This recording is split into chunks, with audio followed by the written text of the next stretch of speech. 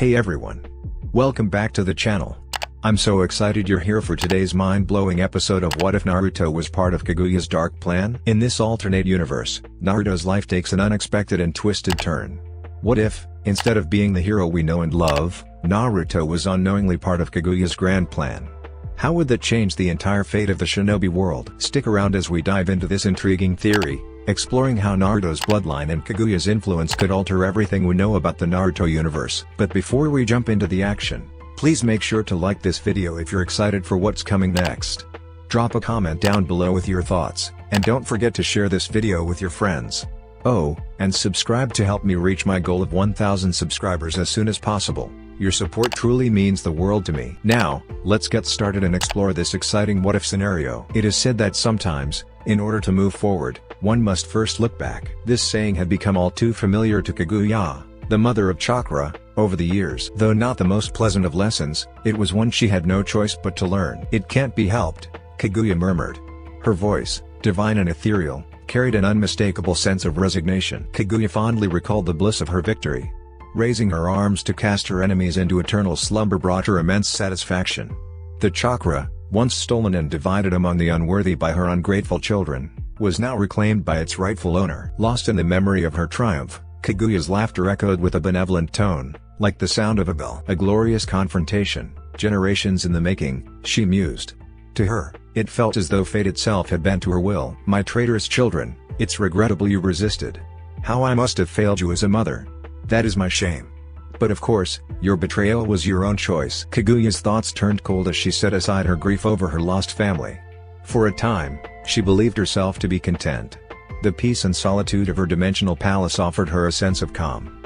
But, like all things, this serenity couldn't last. Millennia passed in silence, the endless weight of solitude settling upon her. Contrary to her expectations, the stillness wasn't the answer. It wasn't loneliness that troubled her, it was the crushing monotony, the lack of stimuli that began to gnaw at her mind. Left alone with nothing but time, Kaguya slowly came to the realization that perhaps a different path might have been wiser. Unequal. Perhaps not in power, but in understanding. Though she had long been aware of the concept, these other worlds had seemed little more than passing curiosities, alternative existences that intersected with her own. For millennia, they had been insignificant. Yet now, trapped in endless monotony, Kaguya couldn't help but take a closer look. If nothing else, my counterparts could prove to be worthy companions. The more she pondered, the more excited she became. The possibilities must be infinite. My victory in each land must vary. I can't wait to see how each Hagoromo met his end. But Kaguya's exploratory spirit quickly turned to horror as she discovered herself to be an outlier, the singular face of victory amidst countless failures. In each world, she found herself defeated thousands of times, with only one single victory to her name. Goddess of nothing. It was a wasteland. Repulsed, she decided to delve deeper into the failures of her counterparts. No. Deep breaths. Alright, the next one. Where did things go wrong here? She began to notice a troubling pattern. The founding of Konoha again? Could such a simple branch truly be the cause? Yes, and no. While the elemental villages were part of the issue, the truth was more complex. Kaguya came to realize that it wasn't just the villages, it was the conduct of their founders, their inconsistent leadership and overwhelming failures, that had ultimately led to her downfall in many worlds. The founding of Konoha? That's only part of the story. It's the founders and their leadership. They inspired capable people to rise against me, the one they owe so much. With this realization, Kaguya's plan began to take shape. She observed history closely, slowly piecing together the turning points where her counterparts faltered. And from that, a new, better plan began to emerge. By carefully collecting key players from other worlds, Kaguya's plan could finally begin in earnest. She could live together in harmony with the Shinobi world. But on her terms. I can share my power magnanimously, but it will be on my terms. With her loyal children, Black and White Zetsu, Kaguya collected these instruments of her will from the multiverse. With them came certain prizes. From one world, the genius Orochimaru in his mental and emotional prime. From another, the still warm corpse of Mito Uzumaki, murdered by her sons, preventing Hashirama's claim to political power. Mikoto Uchiha, stolen away from her bed mere hours after giving birth to a certain weasel, would serve as the template. Tsunade Senju, cut down alongside Jiraiya before their crimes against Ame, became a crucial part of Kaguya's plan. Through these fragments, Kaguya could now forge a new path, one that would lead to a Shinobi world bowing before her. Or at least, one version of it. There's always room for expansion. While less relevant to the plan, Kaguya found it amusing to collect the many dead Tobiramas. His arrogance irritated her to no end. As her son Black Zetsu placed the latest corpse in line with the others, Kaguya took a moment to mock the deceased Hokage. What has this monster done to warrant such an ego? It's truly a wonder he didn't spread his forbidden techniques around, letting his loyal shinobi kill themselves and spare the bloodshed. But she dismissed these thoughts as she turned her attention to Orochimaru, now busy perfecting her plan. Orochimaru, ever the professional, didn't hesitate when Kaguya arrived at his lab. "Absolutely, Lady Kaguya. The vessels for your children are almost perfect," he assured her. As their conversation continued, Kaguya confirmed that the final pieces of her plan were nearly complete. By the time she entered her slumber, everything would be set in motion. The vessels, both male and female, would serve her purposes. Together, they would bring her new world to life. And as always, she would ensure that it was on her terms. Humiliated, yes, Orochimaru, but not completely removed from the picture. For the best, really. They are not without use, and we don't want genocide of our own making. That's a tactic best left to our lessers. Something to publicly shame and chastise them for, turn their remaining allies towards us. The moral high ground is never to be wasted. Humming a deceptively gentle melody, Kaguya studied the notes, confirming the presence of perfect hybrids with elemental affinities, including flawless Mukuten wood and ice chakra. Though not to the same extent, she considered the uniformity. Something so uniform would be impractical, she hummed at the thought. "I think we have a good thing here. A biting snowstorm for dear Shiroyuki, galloping lightning for sweet Reiji, and the eternal blooms of infinite potential for little Sakuya. Alone, they are great, worthy of reverence, but together, my children will be unstoppable." "My traitorous too. This could have been you as well. Why did you choose your miserable father?" After a moment, she felt Orochimaru's gaze. "May I help you, Snakeling?" she asked kindly. "Oh, I'm merely curious. Have you thought of a name for your counterpart's soon-to-be mother? I've been cooperating with you for years. I saw how you chose Shiroyuki and Reiji with such care. I can't help but wonder. I try to be more careful with her. When she looks at me, she sees only an illusion of her mother, the Senju/Uchiha hybrid. Despite the gilded cage, as a prisoner, she wouldn't be particularly close to children fathered by her captor. And I'm keeping to that role." "It's really important to you that she be innocent?" "Of course, my snakeling. Authenticity is key. I won't risk her kind heart coming off as performative. That would jeopardize my aims." "She will comply with her brothers because she has no reason to doubt. It's her truth." "Now, since you asked, indeed, I've picked one. Sakuya." The Utsutsuki name is forever lost, yet her blood belies an amalgamation of my own and the most idolized bloodlines. There's zero chance she and her dear older brothers won't. Well, that's not yours to know. The boys know the plan. Arriving from the waters of the waves, a direct shot from the deadly whirlpools of Ozushio accidentally exposed their identity as the results of an Uchiha and Senju bastard mother and Kyo Uzumaki. Let them in, for the selfish Uzumaki lord kept the poor girl as his unwilling plaything. "So that's why you had me combing the beaches of the dead world? So many variants, and so few pearls to show for it. I feel a bit foolish now. Here I thought I must have done something to upset you." "It all makes sense. These coveted Uzushio pearls will adorn their throats. The protected chains of chakra alloy, it's all additional proof of their heritage." Kaguya remained silent, her expression appraising. Orochimaru continued his speculation. "This black Uzushio pearl pendant must be for Reiji, and the white pearl is obviously for your Shiroyuki. Although I see nothing for the girl. Her gift is already accounted for, Orochimaru. Make no mistake, I am not favoring the boys," Kaguya interrupted. "She is too young. But they know when the time is right to present Sakuya with us." Looking closely at the circle of perfectly symmetrical white and black pearls, the silvery links of chakra metal between them, each discreetly etched with protective engraved seals, Orochimaru retracted his ill-informed disapproval. "I see. By the time this surfaces, they'll have heard years of denial. But with something so incriminating." "Yes. For in the world I've so carefully chosen, it's been missing from the treasury for years. Poor Kyo, when this comes out, his closest friends and allies won't believe him. That said, there is a way for him to make the best of it. Let's see if his pride allows it." Seeing what Kaguya implied, Orochimaru shook his head. "You aren't concerned this could be taken as an act of redemption? Someone might think it romantic and decide the children's mother wasn't actually a captive, but a willing consort. I saw a divorce certificate. Why bother with these theatrics?" Kaguya stared a moment before sighing. "You still lack vision. At the end of the day, my children won't confirm any narrative either way, so it doesn't matter. Let the civilians speculate. Besides, in the eyes of said civilians, even if you love them, It doesn't change the fact she still called for their death. Without a doubt, the pity the civilians will feel for the 6-year-old twins and the little sister they dote upon. It will fuel their worry. Even if I'm wrong, Orochimaru, what matters is that through their compassion and concern for the most vulnerable, they will arrange these innocent children's transportation to safety.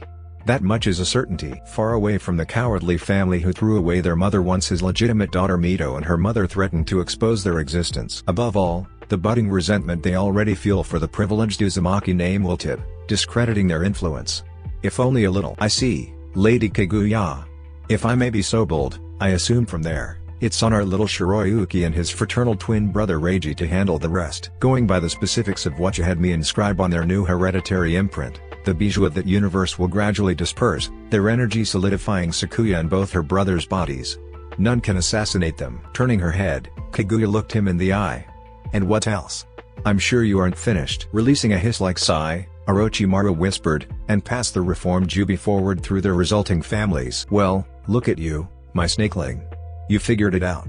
Not that it was supposed to be a secret, Kaguya gently chided. One of the first things I shared with you, Orochimaru, is that this world's Mito won't live past her 30th year. And that Tobirama Senju will die in Izuno Uchiha's stead. Erased from history just as he intended for the Uchihas. It doesn't take much to infer steps 3 and on. I'm not complaining, Lady Kaguya. It will be fascinating to observe the continued war, from the safety and stability of my own world. Of course, naturally, my darling snakeling has earned his promised reward and more. Upon your return, you'll find the position of Hokage all but yours. Claiming it will be but a formality. My boys personally ensure the biggest annoyances are already taken care of. A fatal heart attack for Homura, a stroke paralyzing more than half her body for hypocritical Koharu, and old reliable pulmonary embolism for your traitorous Warhawk. Believe me, Lady Kaguya, I am far from ungrateful. I've observed that with his teacher dead and precious Kushina MIA, poor Minato has been floundering. He is no threat to my ascension and never will be. Good for you and your ambitions. Don't get me wrong, it's always nice to focus on the positives, just don't forget your image. Ever. The people need a strong, capable leader, that much I agree. But above all, they must be able to trust you. Be their beacon of trust and transparency. For that end, I offer you a final present.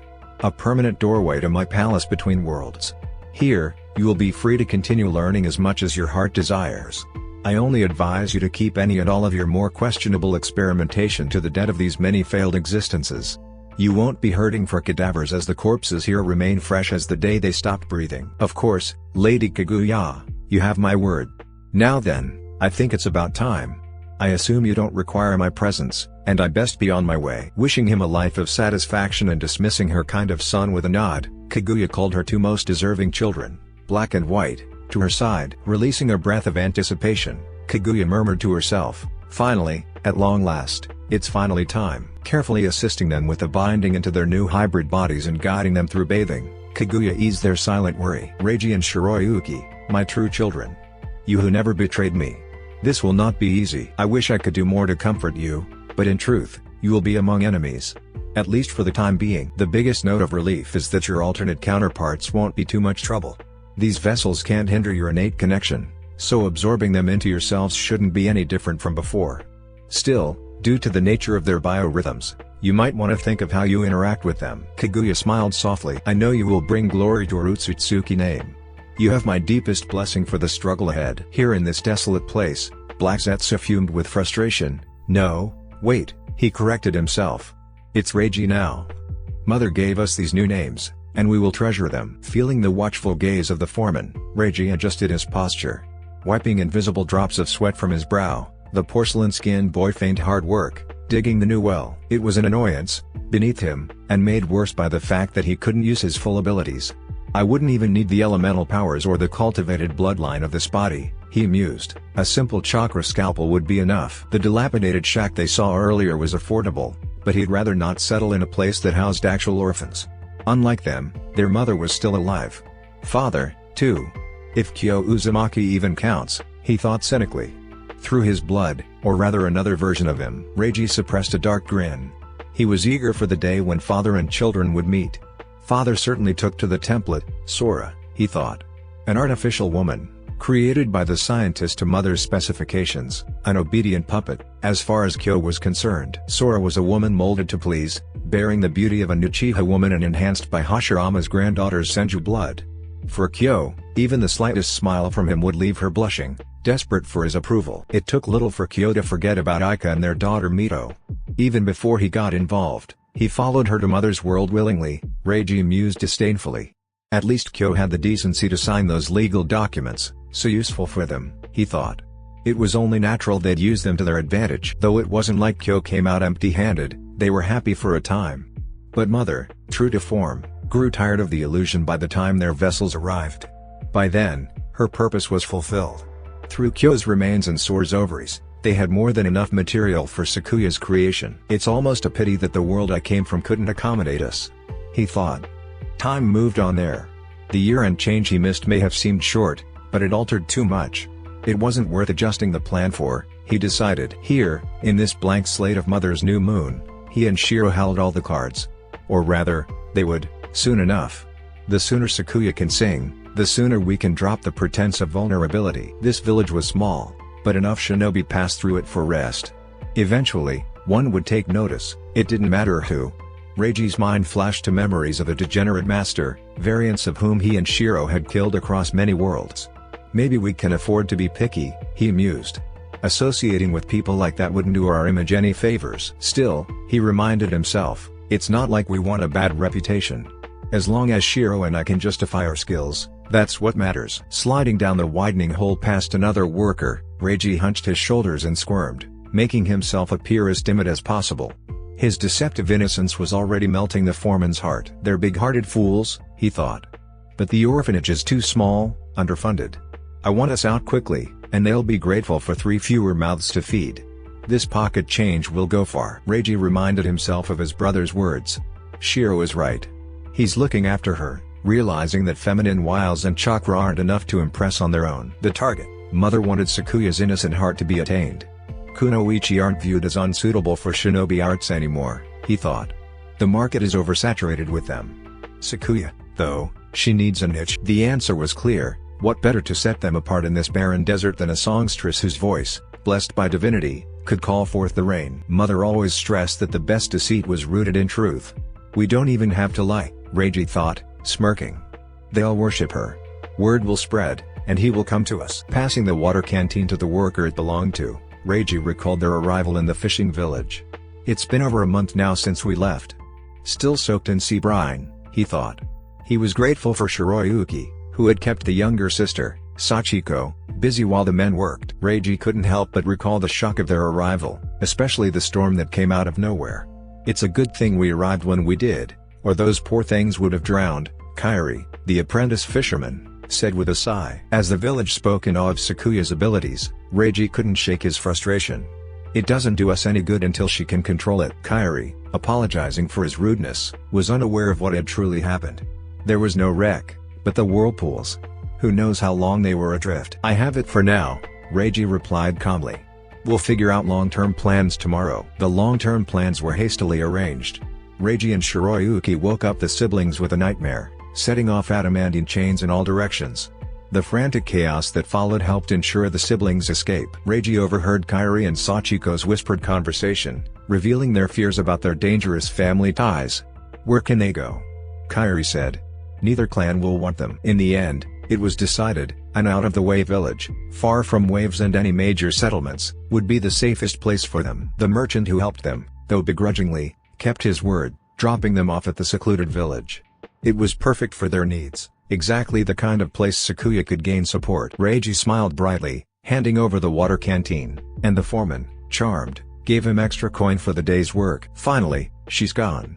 The worn-out, though polite woman had left him in peace at last, allowing Shiroyuki to resume Sakuya's lesson. Casually stepping across the stone floor to Sakuya's shared room, Shiro lets his mind drift. For just over a year now, the siblings have been living within the sandstone walls of the children's shelter. Though his younger twin brother, Reiji, would surely disagree, it hasn't been unbearable.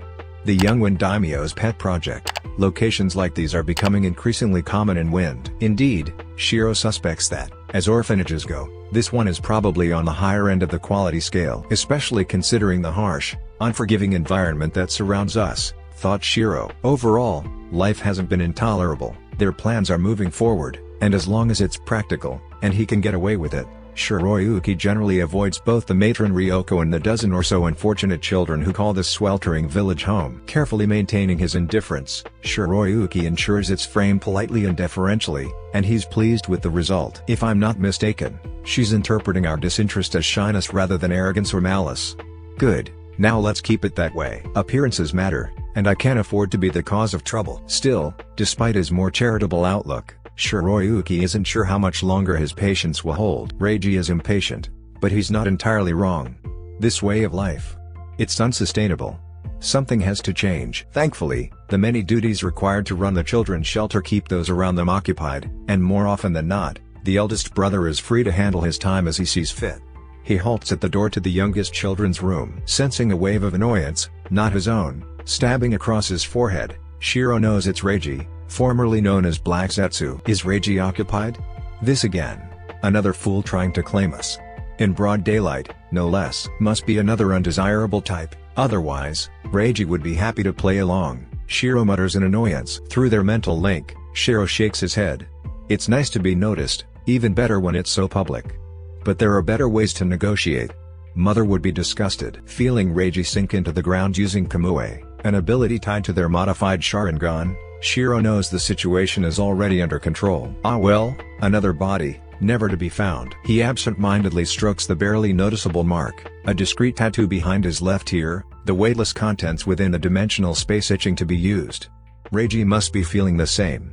I know he's frustrated, but the tools in our respective storage seals can't go to waste. There's money, but everything from father's love poems to mother's belongings, and Sakuya's diadem, all serve a purpose. These steps were chosen carefully, and we can't stray from the path mother laid out for us. We'd have no way to explain them. Worst case, they confiscate them entirely. It was hard enough convincing the matron to let us keep our pearl pendants. Sentimental reminders of Mama, Shiroyuki recalls. His thoughts are interrupted by the sliding stone door. A small girl with red blonde hair and wide, silver eyes looks up at him. Her gaze is curious and full of unfiltered wonder. Though her expression is eager, it remains affectionate. I knew it was you. Thank you for coming again, she says, gracefully dipping into a kneeled bow. Sakuya, you felt my presence. Wonderful effort, but of course, I came back. We're siblings. Come along now, I'll brush your hair, and you can refresh my memory. I trust our lessons are sticking? The girl beams, her wide silver eyes sparkling. Yes.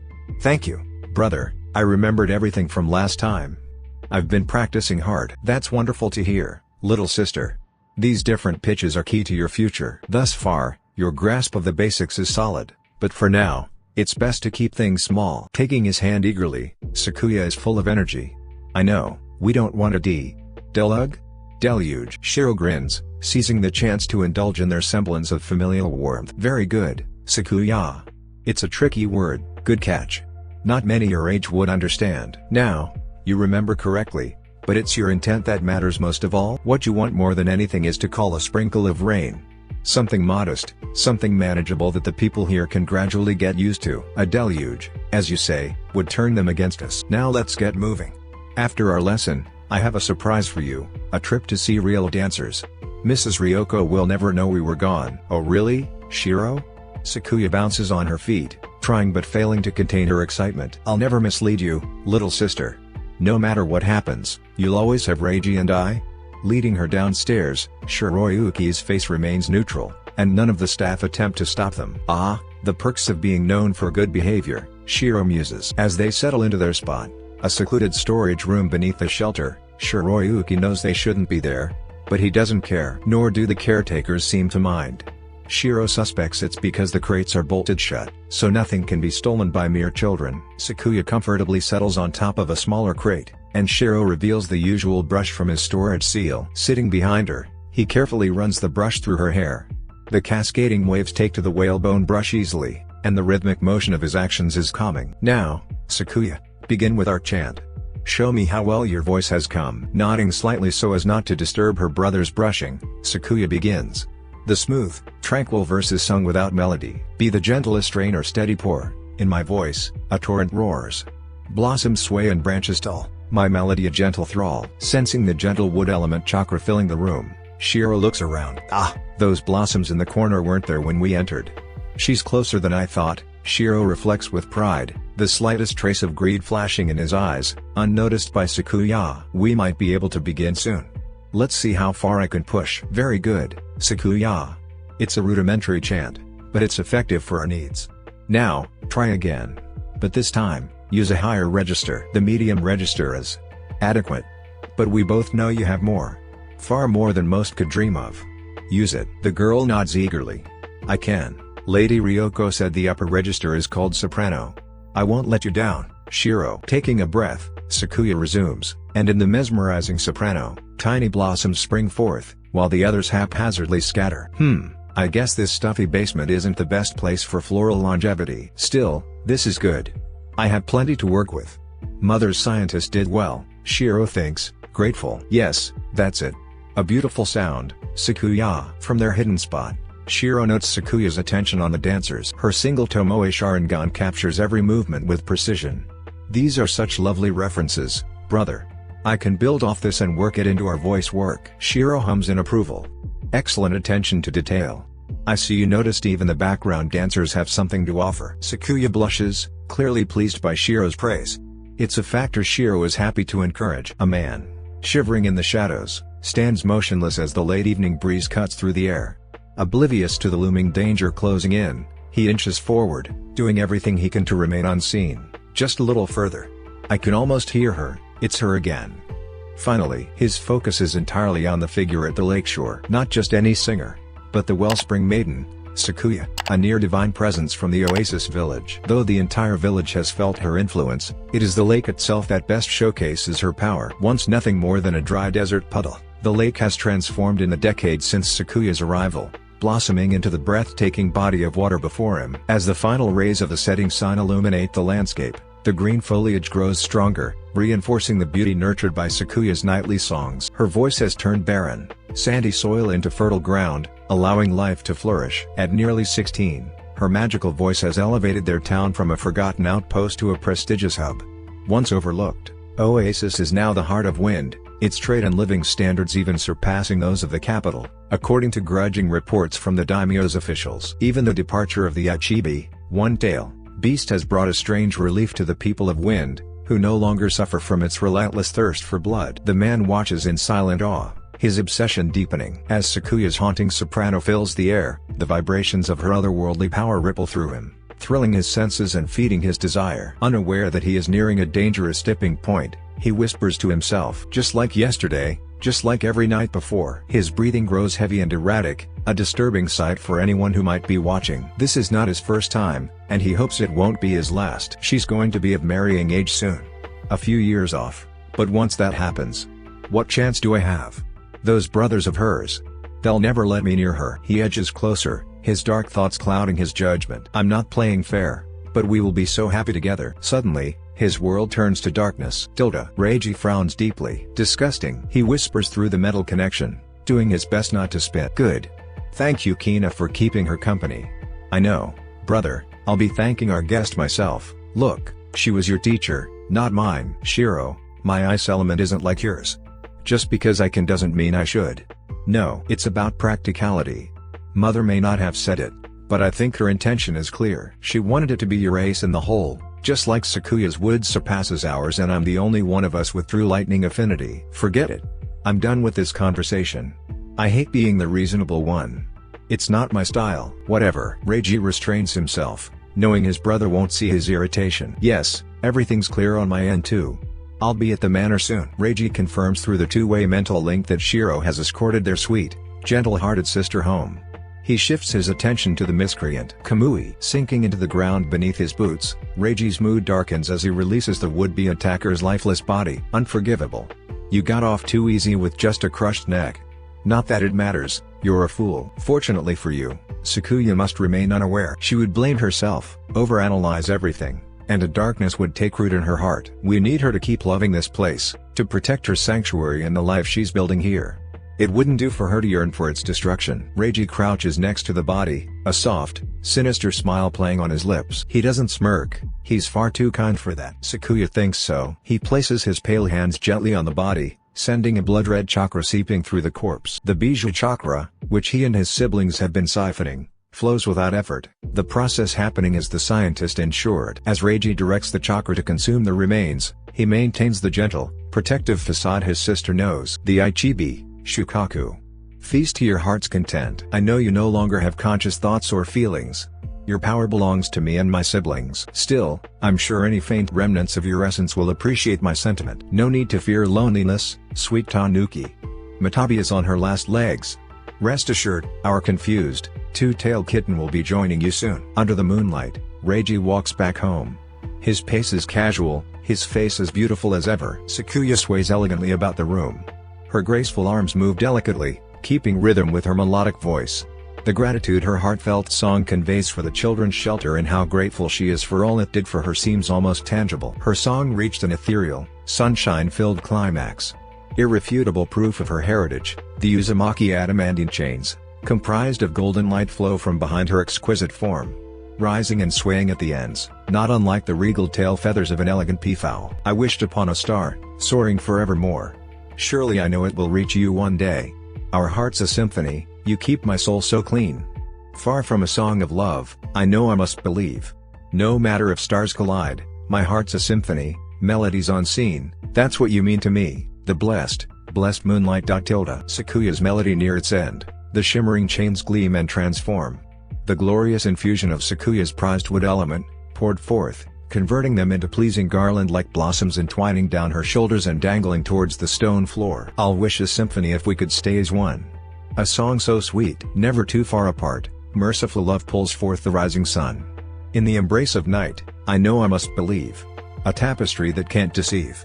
Blessed moonlight. Sakuya dipped her head and shoulders down into a reverent bow. The captivated audience of smiling, transfixed children, rose from their cushions to clap their small hands in delight. It was faster paced than I'm accustomed to, but they seem happy, thought Sakuya. Pleased her anxious nerves didn't show. As the joyful children surround her for hugs, a pink-cheeked Sakuya says shyly, "Thank you so very much. I've missed you all so much. And I'm glad we could spend this time together again. Shiro and Reiji keep me busy. I'm really sorry, I know once a week doesn't feel like enough." The sincerity of her devotion is visible to all in the vicinity. Though her attention is needed elsewhere before taking leave, she makes a moment for each little one. Her words were affectionate and encouraging. Sakuya presented each of them with both a sweet-smelling bloom and a large, juicy, crimson apple hand-picked from a tree she grew in the renewed garden of her family manor. Sakuya patiently assured them she would return. "I promise the same time next week. We'll read together and after I'll show you another trick from my brothers." Offering a final nod to her fellow former resident, Sakuya is gracious with her compliments. "Thank you again for the accompaniment, Raza. Your skill on the flute has come a long way. Please give Ayame my regards." In Sakuya's hurry to leave for her meeting, she didn't notice the flush on her old friend's cheeks. Her reminder of his beloved gave him a boost of energy. Hours later, in the early evening. With plans for a festival open to outsiders in motion, Sakuya finishes her busy day by visiting her friend Yukina. They meet at her popular icy drink stand where as usual Sakuya helps her close up, before their evening trip to Sakuya's lake. More people are watching than normal. Outsiders again? I hope I don't disappoint. Indeed, unbeknownst to the Oasis residents, while their wellspring maiden calls forth their daily rain, it's far across the continent in Uchiha territory where the real drama unfolded. Fresh off yet another skirmish between themselves and the Sanju, things are not going as history intended. I almost can't believe it, Madara. It doesn't feel real. They said he was a prodigy. The young man's conversational partner scoffs. He's making no effort to conceal his derision for the dead man in question. Forgive my impertinence, Izuna, but a prodigy doesn't die at a friendly fire. His own brother's techniques no less. The younger of the two brothers frowns. Please, don't be so dismissive, it was an accident. It's anticlimactic, but such a thing is always a risk in war. Look, I get it, you never cared for Tobirama, but you did respect Hashirama. I think the least we can do is pay respect to his fallen brother. We have our dead to cremate, this presents us an opportunity. That's true, Izuna, this isn't the time to be petty. It's just a shock. I'd never seen my old friend look so broken. Izuna nods. He's always been so bright, almost obnoxious. I would never believe this possible, but we all saw it. One moment Tobirama was preparing an attack. His technique synchronized in tandem with Hashirama's. The next second, he was crushed by tree roots. Tragic. for our rivals, but it won't stain our family to show a little grace." With a resigned Saimadara, Uchiha relents. "You're right, of course. What would I do if it were you, Izuna? I trust you, little brother. Make the call for a temporary ceasefire." His people won't agree, but Hashirama is bullish. "He will force it through," Madara said firmly. "The matter is settled." "Release!" shouted a desperate Mito.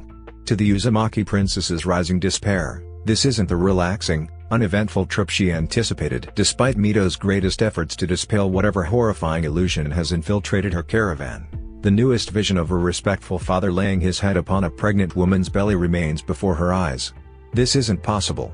Lies. It has to be. The silvery green of a hovering lunar moth makes no reaction to Mito's plea. 10 days earlier. Awaiting her departure on the pier, Mito is contemplative. She has no idea who, let alone why, but Mito knows in her heart that someone is determined to destroy her family. It's the only explanation. Every time things are about to improve for them, something goes wrong. Like the rising sun, this pattern of grace followed by ill fortune has followed her since childhood. At 9, my parents arranged for me to wed a borderline infant, then rumors of father's alleged infidelity are sparked. If that's not insulting enough, my name is drawn into it and I'm perceived as the villain. She thought with frustration. Supposedly it's my fault some random children were cast out. Not a kind rumor, but I could have dealt with that. The problem is that these pretenders or whoever is protecting them understand how to appeal to the public. I'm not sure how exactly, but they manage to look more legitimate by the day. If one more cousin tells me how blessed I am to have such marvelous siblings in Wind again, that I should be proud, that despite our father abandoning them to die, the three have honored our blood, bringing Uzumaki wisdom and authority to the desert wilds. It's maddening. Realizing she spoke aloud, Mito gives an apologetic nod to her attendant. Brushing such thoughts aside, Mito sighs. Refusing to give the pretenders any more of her energy, she turns her attention to her gathered belongings. At least things are looking up.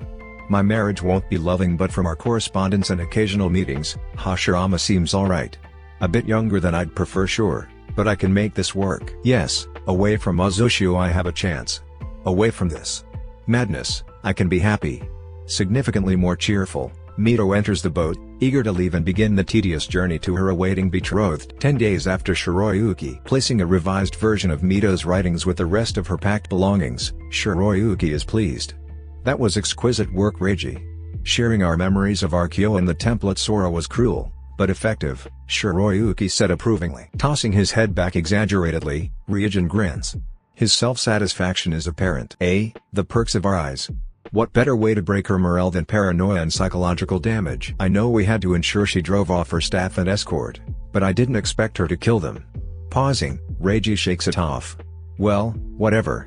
Jindori's scales made sure their death was painless." Reiji watched as his brother's Luna Moth summon is dismissed. "More importantly, brother, the seal is on her person, right? We double-checked.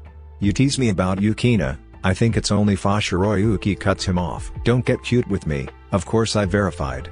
A spare too, mixed in with her things. Even if this caravan is looted, at least one will be left behind." Due to the seal's simplicity, anyone with even the slightest understanding will see what the overlay does. Shiro replied, asserting his authority as the eldest. "Sure, Shiro, but the details and diagrams in her journal make it all the more damning. This plus the other gifts we've been slipping into Uzushio. I'd feel sorry for Aika, but that would require caring in the first place." "Fair enough, Ray. Mito is nothing. Oh, to be a fly on the wall when Kyo finds this. How will he react?" Shiroyuki mused in curiosity. Disbelief? Shame? Buy it completely and rush to cover for his scheming, power-hungry wife? Who knows, Shiro? It's his daughter and we were never here. Reiji mocked. "Yes indeed, anyone can vouch for it. I see why we would be suspect, but how can we possibly be involved?" "Shadow clones, what are those?" "They haven't been invented, and with Tobirama dead, he won't be creating them at all." Shiro responded playfully. "Yes indeed, Shiro, we were very busy at the festival, entertaining foreign dignitaries at the daimyo's side. Such hard work, building alliances to further one's interest and solidifying pre-existing ties." Shiro hummed in agreement. As expected, our dear Sakuya's performance was another triumph. The albino peacock gown was a splendid investment. The golden tear shapes along the side made an even more stunning image than usual. "I'm worried she'll be fighting them off with a stick." "Too far, brother," Reiji rebuked. "Yukina and Raza will protect her." "What can I say, little brother? Much like your vessel is fond of the icy woman from Mist, My body has an inclination for dark humor. 6 months following Mito Uzumaki's tragic passing in her sleep. In the manor's waiting area, an uninvited noble sits. His demeanor is patient. The man has one purpose: to meet with Sakuya, sister of the groom and Oasis's so-called wellspring maiden. Though she agreed to speak with him without an appointment, the man knows he must wait until she has time. It's been a few hours. Her errand was at the children's shelter. Surely it won't be long now. As if in a queue, the sound of a sliding stone door catches his ears. That wasn't so bad. Standing up and greeting, his expression is affable. Good afternoon.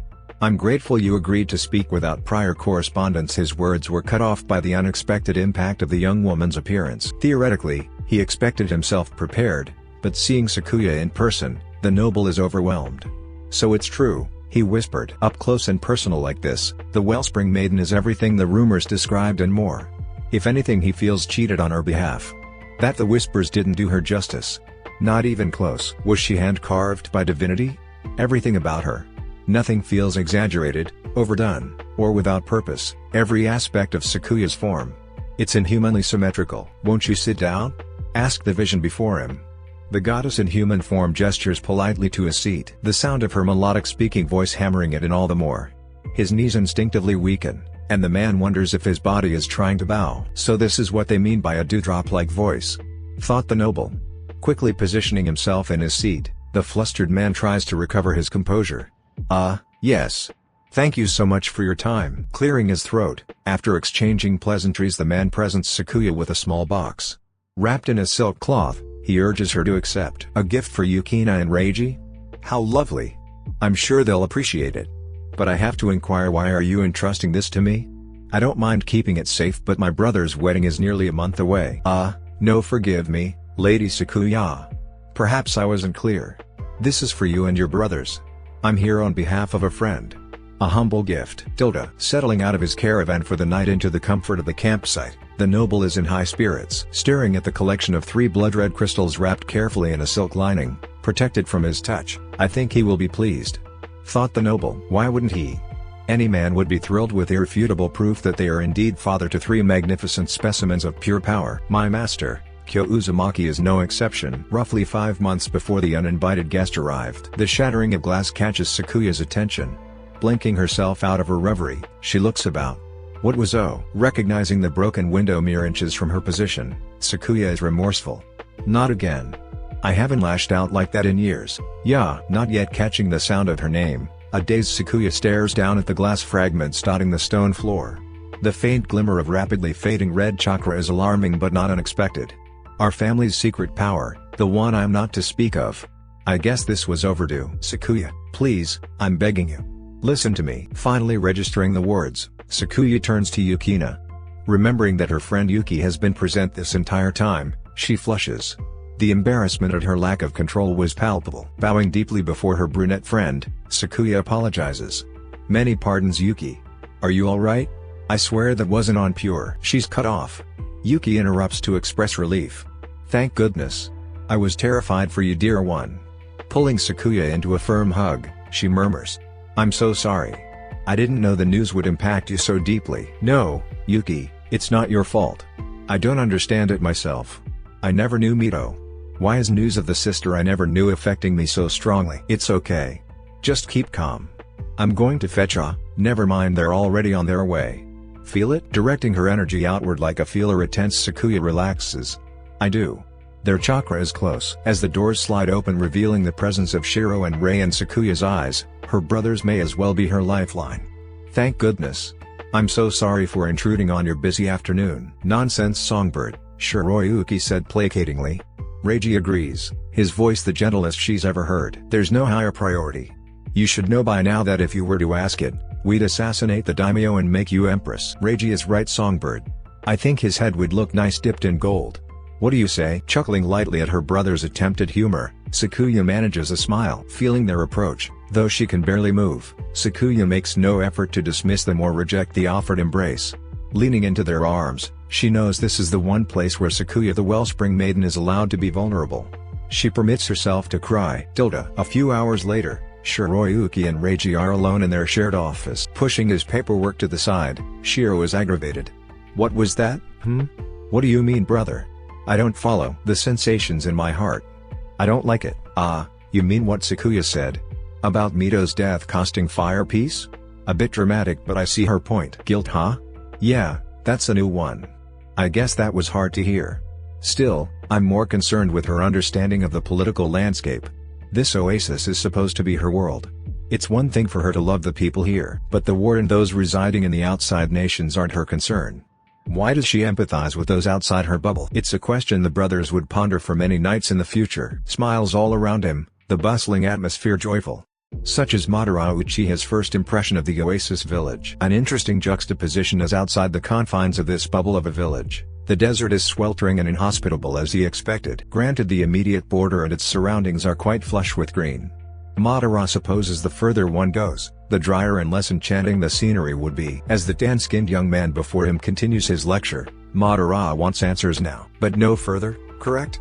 He interrupted Raza, his official escort for the duration of his visit to Oasis. It's as you suggest, my lord Uchiha. She doesn't impede our neighbor's jurisdiction. Our Sakuya knows better. Raza replied. If he was bothered by Madara's lack of deference, it doesn't show. Her power is wonderful, yes, but taken out of context, our neighbors could so easily view it as an act of aggression. Noting the pride and uninhibited affection present in Raza's tone, Madara wonders if his proximity to this Sakuya is coloring his impressions. Interesting. But he mentioned earlier that he knows Sakuya primarily through her brothers. They grew up in the same shelter, but it wasn't until they rose in influence and recruited him to their cause that he knew Sakuya as anything but a child younger than himself. Why downplay it earlier? I guess tonight I'll know for sure. Resuming his attention to Raza's tour, Madara takes in the sights. The white stone buildings entwined with green patches and many colored blossoms are a fascinating contrast. Madara is drawn out of his observations by Raza. Ah, Lords Shiroyuki and Reiji? They mentioned it would be nice to speak with you. How about now? Nodding in approval, Madara agrees. May as well, let's get these niceties over with. Early that evening, as the festival draws to an end, Madara is surprised by the sense of contentment in his heart. The food was pleasant and delicious, and the entertainment was well organized. Seated in his box, for the closing entertainment from Madara's vantage point, he sees other dignitaries are also comfortable. Some with an anticipation on their faces that lends to Madara's theory that they are more used to this than others. So they've been here before? That makes sense, just because it was never explicitly open, that wouldn't stop anyone curious. Izuna, my brother, you were right. Even if the rumors are provincial exaggerations, the time away from the war will be worth it. Glancing around the packed vicinity, it's apparent that pretty much the entire village is present. This isn't a real theater, yet so many people went out of their way to be here. The sound of several woodwind instruments catches his attention. Directing his attention to the glimmering stage across, Madara folds his arms expectantly. It's beginning? Finally, one way or another I'm getting my answers. The music swells and from the left, a lone girl emerges. Dressed in a style foreign to Madara, he can't yet see her face. Attempting to analyze the choices, Madara hungrily zooms in on the detailing. The gown is nice. The supple silk is sleek but flowy enough, I see it won't hinder the performance. I guess the arrangement of gold ornaments is meant to emulate bird feathers. The circlet of pearls around her brow is another weight. I've seen that somewhere. Before Madara's memory can recall where he recognizes the spiraling jewelry adorning the red blonde-haired dancer, Sakuya strides in elegant circles about the stage. She lifts a single arm straight up, and her hand is positioned in a way emulating a peacock. Her thumb and index finger form a beak, her remaining three fingers are like a crown. Shifting seamlessly from dance to a mesmerizing aria, Sakuya has the audience breathless. Her peacock multifaceted spectacle moves along to the changing music. Every time it seems near an end, a new element flows forth, building upon what came before. The uzumaki chains fan outward from behind her, metamorphizing into swaying garlands of different flowers extending in all directions, several of which he can't recognize. Madara can barely breathe, unable to look away from the inhuman vision before him. Sakuya's soaring soprano pitches down, now an alluring lower medium register. So primal, yet beautiful. These sights. Wait. It couldn't be. Release, Madara whispered. To his near disappointment, nothing is any different. The songstress before him continues on, every bit as magnificent as she began.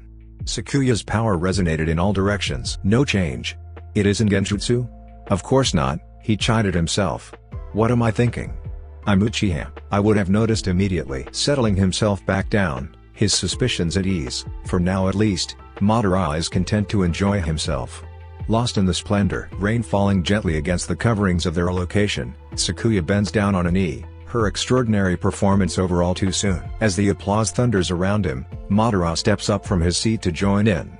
Izuna should be seeing this, he thought. Finally catching a glimpse of her incomparable face, Madara is only vaguely aware of the hunger brewing within. Seated in a secluded booth, at the back of a small but undeniably successful establishment, Madara can feel the headache before it forms. The comfortable chill of the proprietor's exceedingly uncommon elemental ice chakra keeps the place cool, but his conversationalist is a blushing mess. Raza's heated memories of Ayame, his bride of 2.5 weeks. When I wanted information, this is not what I had in mind. Madara thought with irritation. You actually heard her father play? Last time at the festival, it was Isamu's flute that accompanied our little Sakuya's opening. Her balance too, gushed Raza. His puppy-like devotion to Sayame and her father Isamu is visible to Madara as the light sheen of sweat dotting Raza's brow. Ah, the part where I noticed she wasn't deploying any usage of chakra. It makes sense now, she was saving for the finale. How much skill did performing such steps without the aid of chakra require? The mastery over one's body. And he's still talking about Ayame. I see. Yes, well, I'm not familiar with music, let alone composition, but I suppose the orchestra was impressive. Your Ayame is a gifted conductor. If she is anything like her skilled father, I'm sure you'll do well, said Madara diplomatically. She really is, Raza murmured. Pepping up he said a bit louder. Though she's more of a composer than a player herself, my Ayame is no slouch. Yes, I'm sure that's incredibly nice for you. Enjoy your marital bliss. His patience wearing thin, Madara's disinterest in the subject is apparent. Thank you. You may not believe me, but I've been asking Ayame to marry me every day since I was only 6 years. Seriously? Whether his hint was either ignored or not noticed, Madara couldn't say. Taking a sip of his chilled, slush-like sweet drink, one of the shop's unique offerings, Madara resigns himself to tuning out his escort's talk of love and joyful bonds. I need to find someone else to question. Wait, could this be on purpose? Observing the tan rambling man more closely, his build is strong but Madara sees no traces of guile. The formerly stoic, sturdy young man before him now seems no better than a 12-year-old girl experiencing her first crush. No dignity. At least now I see why her brothers don't mind her being alone with him. Izuna saved me. I pity the unfortunate soul to get a crush on him, brother. Raza won't even know they exist. Heck, Ayame is the whole reason I even picked up the flute in the first. I think that's quite enough, Raza. A woman's voice cuts him off. Not everyone cares about the miracle of a first and only love. We can't all be so fortunate, plus, you're practically driving our esteemed guest here to madness. How will that reflect on our abode? Looking up to meet his pretty savior in the eyes to express gratitude, Madara recognizes her. Thank you, Lady Yukina. Oh, don't be so dramatic, Yuki. Sakuya loves hearing about it. Does she? Or is our dear friend simply too polite? She's interrupted by Raza. Excuse me, but with all due respect, Yuki, who do you think encouraged me? When I first began learning, it was frustrating. This was before our lords brought you here, so I don't expect you to understand completely. Just try to get that it was a dark time for me. I had been cooperating with Shiro and Rei, but it wasn't easy. I wanted to court Ayame and she agreed, gifting me a flute. I put so many hours into it but nothing was right. In my growing haze, I was really starting to fear my hands were only for kunai blades and destruction. I'm sorry, Raza. The woman Yuki apologized softly. No, it's my fault for getting overly passionate, Raza placated. But that was when Sakuya pushed me to keep trying. The nostalgia in Raza's voice provokes Madara's curiosity. So there is more? Oh? Could you be more specific? Nodding his head, Raza shared his memory. Don't give up on yourself so easily, Raza, she said to me. I think we were at the Yellow Apple Orchard. You know, at Sakuya's lake. Your melody will be born, and once you find it, I know the depth will touch Ayame's heart. I'll never be able to thank her enough. Okay, I get it. I see why it matters to you, Yukina said regretfully. I shouldn't have been so harsh, but let's be serious here. There's a time and place, and while my shop probably qualifies as an acceptable place, now certainly isn't time. With the lunch rush in full swing, Madara makes himself scarce. Taking the offered permission to explore alone, Madara knows exactly where to go next. An interesting camaraderie, but not why I'm here. At least it wasn't a complete loss of time. It was most kind of them to mention the orchard. There sure are a lot of those here, but with Raza's specification, Sakuya's lake. It does bear her name. Perhaps it's only a given that this one is on the special side. I can't wait to see what I uncover. Feeling a rather intense stare, Sakuya looks up, her comforting aria halted. Across from her favorite place at this lakeside orchard, she notices a man, His skin is pale as her own, but his wild mane of black hair and equally intense dark eyes. They couldn't be further in contrast to her moonlight silver-colored eyes and the blood moon blonde of her hair. An Uchiha. I see, perhaps a distant cousin of ours. Sakuya deduced. Our eyes are hardly a secret. I suppose it was inevitable an envoy from Fire would seek answers. Rising from the assembled collection of cushions and silken blankets from which she was resting, Sakuya bows halfway. Her greeting was deferential so as not to give off any mistaken impression of hostility. Her left hand over her chest, as she straightens her shoulders upright, Sakuya is pleased. My brothers will be proud. If there must be conflict, I won't be at fault. She spoke out, addressing her visitor with all the grace and diplomatic poise she could muster. Good afternoon, sir. May I help you with something? The Wellspring Maiden asked kindly. To Madara Uchiha, the sound of her dewdrop voice up close, it's even more overwhelming and enticing than last night. I see, so I was right. The space between us in the audience and Sakuya on stage was a deliberate buffer. Fascinating, but such observations can wait. Oh, she's looking at me. A lot of expectation here. This pause is awkward. This really isn't like me. My elocution lessons have never failed before. Forgive me for my intrusion. He managed not to stutter. My name is Madara. Madara Uchiha. As heir to my clan, I hope to introduce myself in person. From their hiding space in Kamue, Sakuya's older brothers are taking things in a remarkably lackadaisical manner. Though they weren't expecting Madara to make contact with Sakuya, not this soon, neither brother is upset. Wow, he's really bombing, isn't he, Shiro? Yeah, I'm not gonna lie, Reiji, with all due respect, I expected better from the Madara Uchiha. I know he's technically a different man from the one you collaborated with before, but he isn't suave or infallible at all. That's very true, Shiro, but to your point, this is also a man who hasn't been systematically destroyed by my hand. Why, in our original world, I went out of my way to attack everything he held dear. For Mother's sake, I left Indra's reincarnation alone and vulnerable on a spiritual level. Here Madara is doing just fine. Mostly. I see our lack of interference didn't save his other siblings, whatever. He is Izuna. True, we absorbed our counterparts in time, Shiro murmured.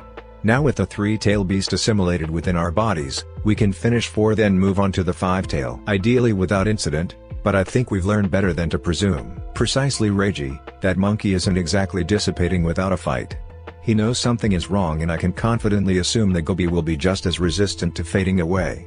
Shiro offered. As the brothers continue observing the admittedly pathetic display above them, between plotting, Sakuya's expression catches Shiroyuki's attention. What's this? Shiro's Sharingan zeroing in on the scene above them all the more closely, he pipes in. Oh wait, it was faint, but I'm sure I saw it. A flicker of approval in our dear sister's eye. She finds this endearing. Perhaps he has a chance? Let's hope so, brother. Madara was a worthy collaborator before. I'm looking forward to working with him again, said Reiji energetically. His eager, charming face was nearly beautiful as Sakuya's. Evening. Uzoshio tilde the Whirlpool stronghold and home to Lord Kyo Uzumaki and his wife Aika. 6 months before the uninvited noble meets the Wellspring Maiden in Oasis. How dare you keep me prisoner? This is my home, shouted Aika Uzumaki. Her words aimed at Wagamaru Uzumaki. An exhausted man trying to do exactly what protocol requires. With respect, my lady, I'm only doing my job. These allegations are serious, we must take all precautions. Calming herself slightly, Aika relents. Fine, although I'm sure you'll find them to be wholly without merit. I don't like this, but I do understand. Releasing another breath, a tense Aika makes a request. Very well. In the meantime, please. My daughter is dead. Please, I'm begging you, at least let me see her body. Though Wagamaru pities the woman, he knows it's not permitted. Too much risk of any evidence being compromised. I'm very sorry, madam. Not at this time, but I promise you that once the investigation is complete we will release Mito into your custody. I really wish I had declined this case. Wagamaru conceded to himself. The more evidence his people uncover, the worse the picture is looking as a whole. It's not just what was collected from the scene, there is a veritable menagerie of tidbits right here in the Uzumaki manor that paint a disturbing image of their noble house. Yet another piece corroborating our Prink Mito's writings. Why can't this be an easy open and shut case? Damn it.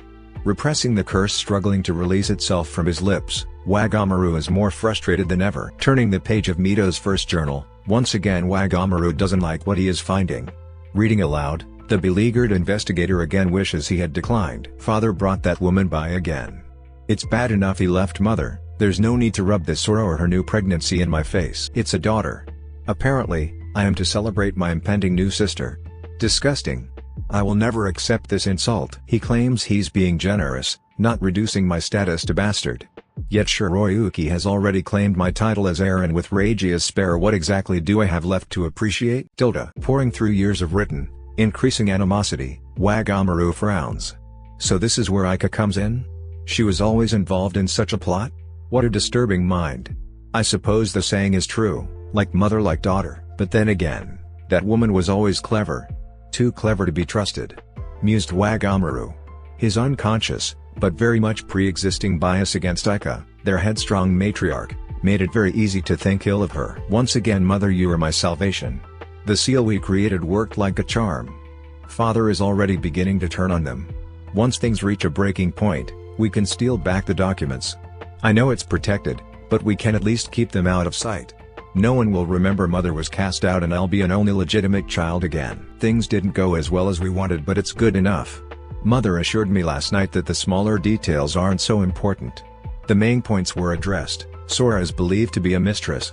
Once she is removed to recover mother's grace, I can collect my pearl diadem from Sora's remains. All will be as it should. No. How could I be so inefficient? Of course, that woman would ensure the brat's escape. Damn her Uchiha eyes. What's worse, they have my inheritance. My proof as heiress. Mother says they'll surely drown. I can only pray she's right. So far as the impartial Wagamaru can see, Mito's most recent writings don't paint any more flattering an image. She was going to do that to Hashirama? The Senju are our allies. To kill him would be unforgivable. Such short-sighted brashness. Digging through the coordinates mentioned, Wagamaru is desperately hoping what he finds will absolve his distant cousins. To his dismay, it's okay. I'm a professional. In times like this, dump it on Kyo. As our leader, this is his problem now. A baffled Kyo Uzumaki tries and fails to maintain eye contact. His friend is being suspiciously evasive this evening. What am I looking at? Well, my lord. At the top of the stack is a certification of divorce. Approximately 20 years old. I'm sure you recognize your signature and blood stamp. And, you can see by the outdated court seal this isn't a new one. I know the current official version was modernized about a decade ago. Cease your rambles, Wagamaru. Deep breaths now. Yes. Good. With Wagamaru no longer so visibly strained, Kyo presses on. Now then, my friend, how about you start from the beginning? Oasis Village, the grand, palatial stone manor belonging to Lord Shiroyuki and his siblings. Looking around the well-furnished meeting room, Sakuya's mood is pleasant.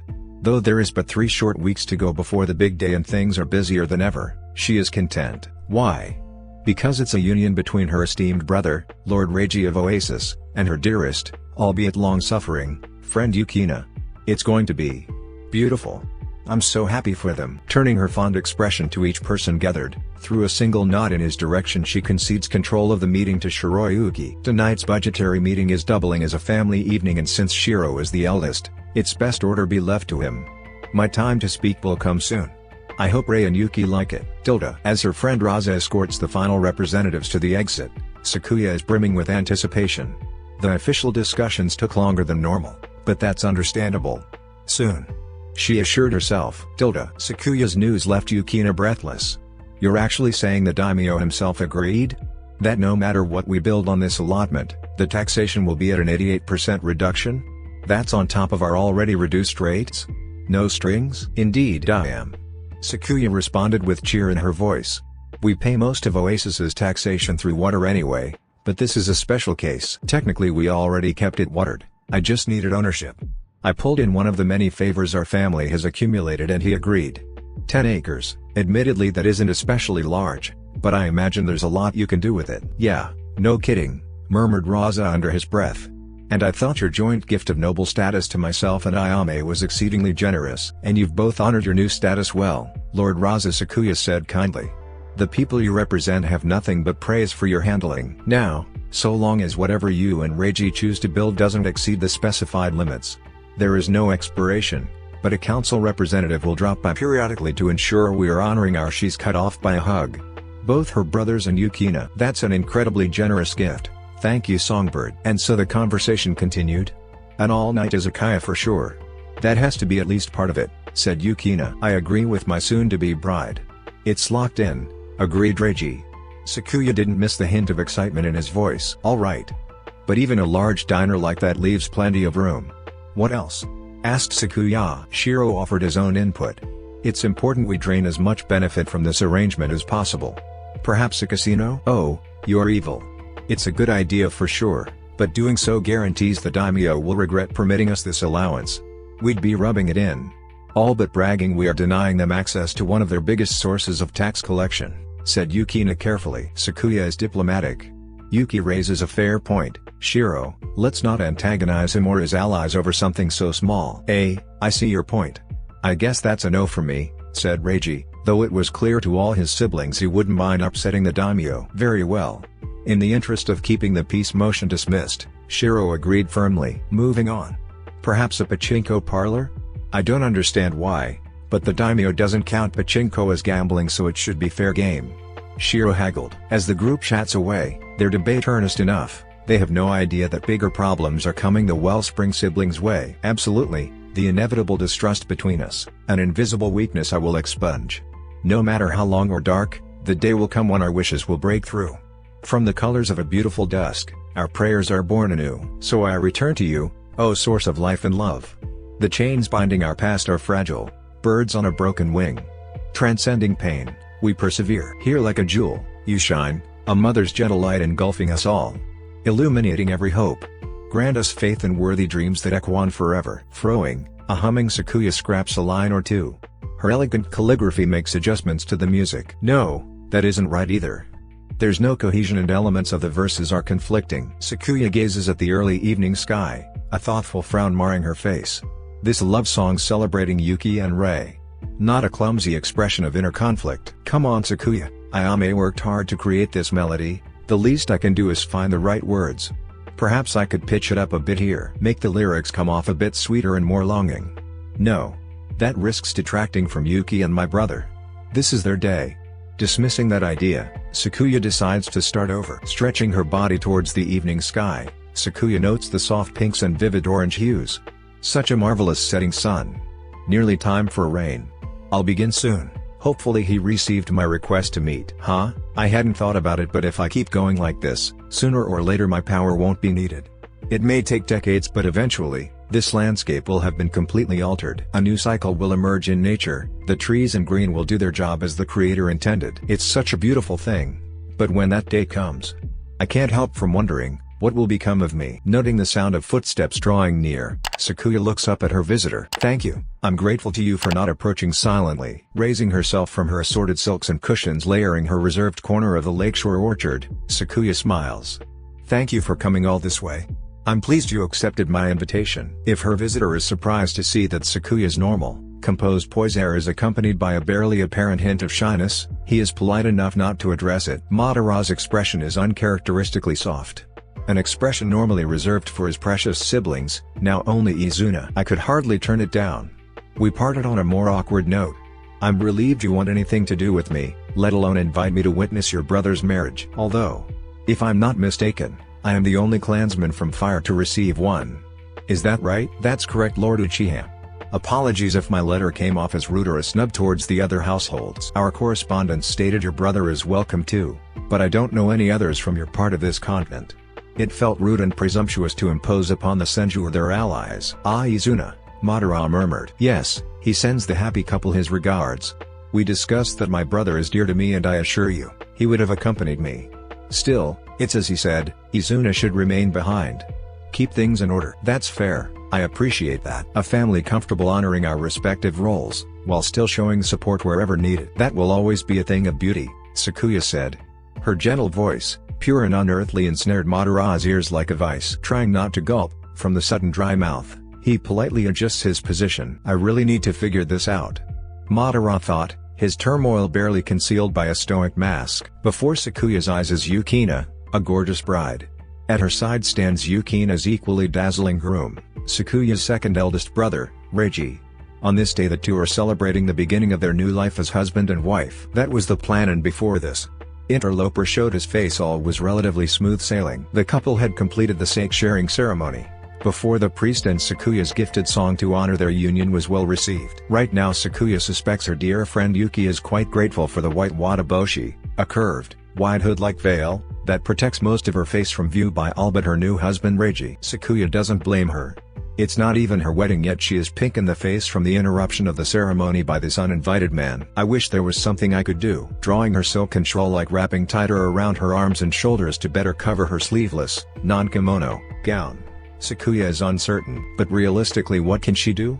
At least without making a scene. After all, though the stranger wasn't formally invited, the rules of etiquette do state he has every right to be present.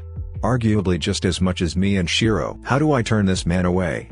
Sakuya thought, her mood nearing desperation. Wait, should I even make a move too? Would that not make things worse? Her thoughts conflicted. Sakuya has lost. Her greatest flaw, an inability to face adversity without preparation in advance, has caught up to Sakuya at last. I couldn't have fathomed. How do I remove the father of the groom? My father. Kyo Uzumaki, Sakuya murmured, trying but quickly failing at catching her indignant brother Shiro's eye. It's all Sakuya can do to keep poised. I must keep calm. Our guests are watching. Before his eyes, the impossibly beautiful Sakuya sings. From Madara's position with the other important guests, he is spared no detail of the splendid vision. In the eternally blue sky, wings new and old flap across the breeze, gliding into the future, a new tomorrow. The key we will find. Opening my heart, I send our dreams far along the wind. They'll find a place of freedom. An endless embrace without despair. I'll open any door, for you my beloved, I'll be at your side. Spread our invisible wings, the eternal blue sky dreams on. After Sakuya's breezy, joyful song of love, the bride and groom have taken centerfold, stating their vows before the priest and assembled priestesses. Although Madara enjoyed the performance, admittedly he found it a touch more subdued than he would have expected. I guess that's because today isn't about her. He mused to himself. It was a gift for the bride and groom, not an opportunity to show off. Yes, that makes sense, even more so since this is her brother's wedding. It would be the height of selfishness to turn focus upon herself. Observing the formal Sankan no gi with polite interest, he remembers the purpose. The small cup represents their past. The medium sake cup is symbolic of the present, while the largest is their future as a fully realized union. Fascinating. I suppose one day that will be me cutting off such a distracting visualization. Madara's sensitive ears pick up hints of a disturbance. Dare. Invited. What in the? Adjusting his seating position with as much subtlety as possible, he strains to hear more. With the dramatic reunion between a father and 3 of his children in full swing, it's all Shiroyuki, White Zetsu, can do to keep Reiji, Black Zetsu, from lashing out. Ida, his summoned sand cat, stands alert, eager to sink his teeth into Kyoto Reiji's word. It's okay, relax yourself, brother. Pushing these and many more soothing waves through their shared mental connection, an idea of how to proceed is already forming. I think I know exactly how to proceed. The foundation is in place, let's exploit it for everything our advantage is worth. You just keep yourself firmly at Yukina's side. You're already doing well, just keep playing the part of a rebellious second son. I hope so, Shiro. I trust your judgment, but let the record show, I'd prefer we just kill him. Nonsense, Reiji, that would be a terrible look. Besides, if we play this right, Kyo Uzumaki will be a valuable asset. Shiro notes as his formally dressed brother wraps a protective arm around Yukina, shielding his bride from the guest's potential threat. In Reiji's other hand, a small but spiraling sphere of lightning, ready and willing to be unleashed. Shiro steps forward. Thank you, Eka. Your stubborn heart and independent behavior, radically defying your expected societal role as Uzumaki matriarch. Once again it will serve my own and mother's purpose as well. It's alright, Raza, I will take it from here, Shiro said coldly. Are you sure? Najiro and the security corps can be here in a moment. Don't worry about me, my friend. Lunch is just about ready, collect Ayame and the rest of our guests. We can transition this event to the manor. Don't let a good meal go to waste. His affable demeanor and beautiful face perfectly concealed Shiro's intentions. Ika Uzumaki, had I known you would be such an ideal scapegoat, I might have left Mito alone. Nah. Dismissing that thought as quickly as it surfaced, Shiro remains irreverent. Let's not get ahead of ourselves, I might have been gentler. But Mito was always a threat. She had to go no matter what. It'd always been Shiroyuki's opinion that there is a certain value in keeping one's mouth shut. One's personal opinion is just that, personal. It does not need to be shared at every moment. Not only because usually very few care to hear it, but because more often than not, it's better for everyone who matters to let others draw their own conclusions. That once they make up their mind, Shiro will respond accordingly. Though Shiro would never claim himself as adaptable as Reiji, his younger brother's Sandcat summons and marriage to Yukina are proof of that. He absolutely recognizes the use of fluidity, the indescribable value of a quick and timely response. To take in the details, some might overlook and direct or reinterpret them to serve his family's advantage. For Mother's eventual rebirth, a strategy that has served him well before, and if he has his way today, it will continue to do so far into the future. Looking his sister Kaguya in the eye, Shiro's voice is soft and soothing. Kaguya, I think you should head home too. I will handle our father alone. A small flurry of smoke interrupts the uncertain Kaguya's attempt at inquiry. Her imperfect, merely dual Tomoe Sharingan fading and reactivating rapidly are the only indications of the distress she's experiencing. From Shiroyuki's smoke emerges a dash of glossy green, his Luna Moth summon. Jindory, please make sure my siblings, including Yukina, make it to the manor without issue. Enjoy lunch. The delicate winged moth flicks his wide glossy wings in response. He glides across the room in circles, acknowledging Reiji's summon. Ida, the prowling sand cat, returns Jindory's faint buzz with a swish of his tail. But brother, no Kaguya. I understand your desire to help, but this confrontation isn't something you should have to hear. Shiro placated. Lord Uchiha, I entrust Kaguya to you. Jindory will accompany you as a formality. Reiji and I will do our best to trust you. Take her together lunch in the garden so she isn't alone. You too, Reiji. Salvage what can with Yukina.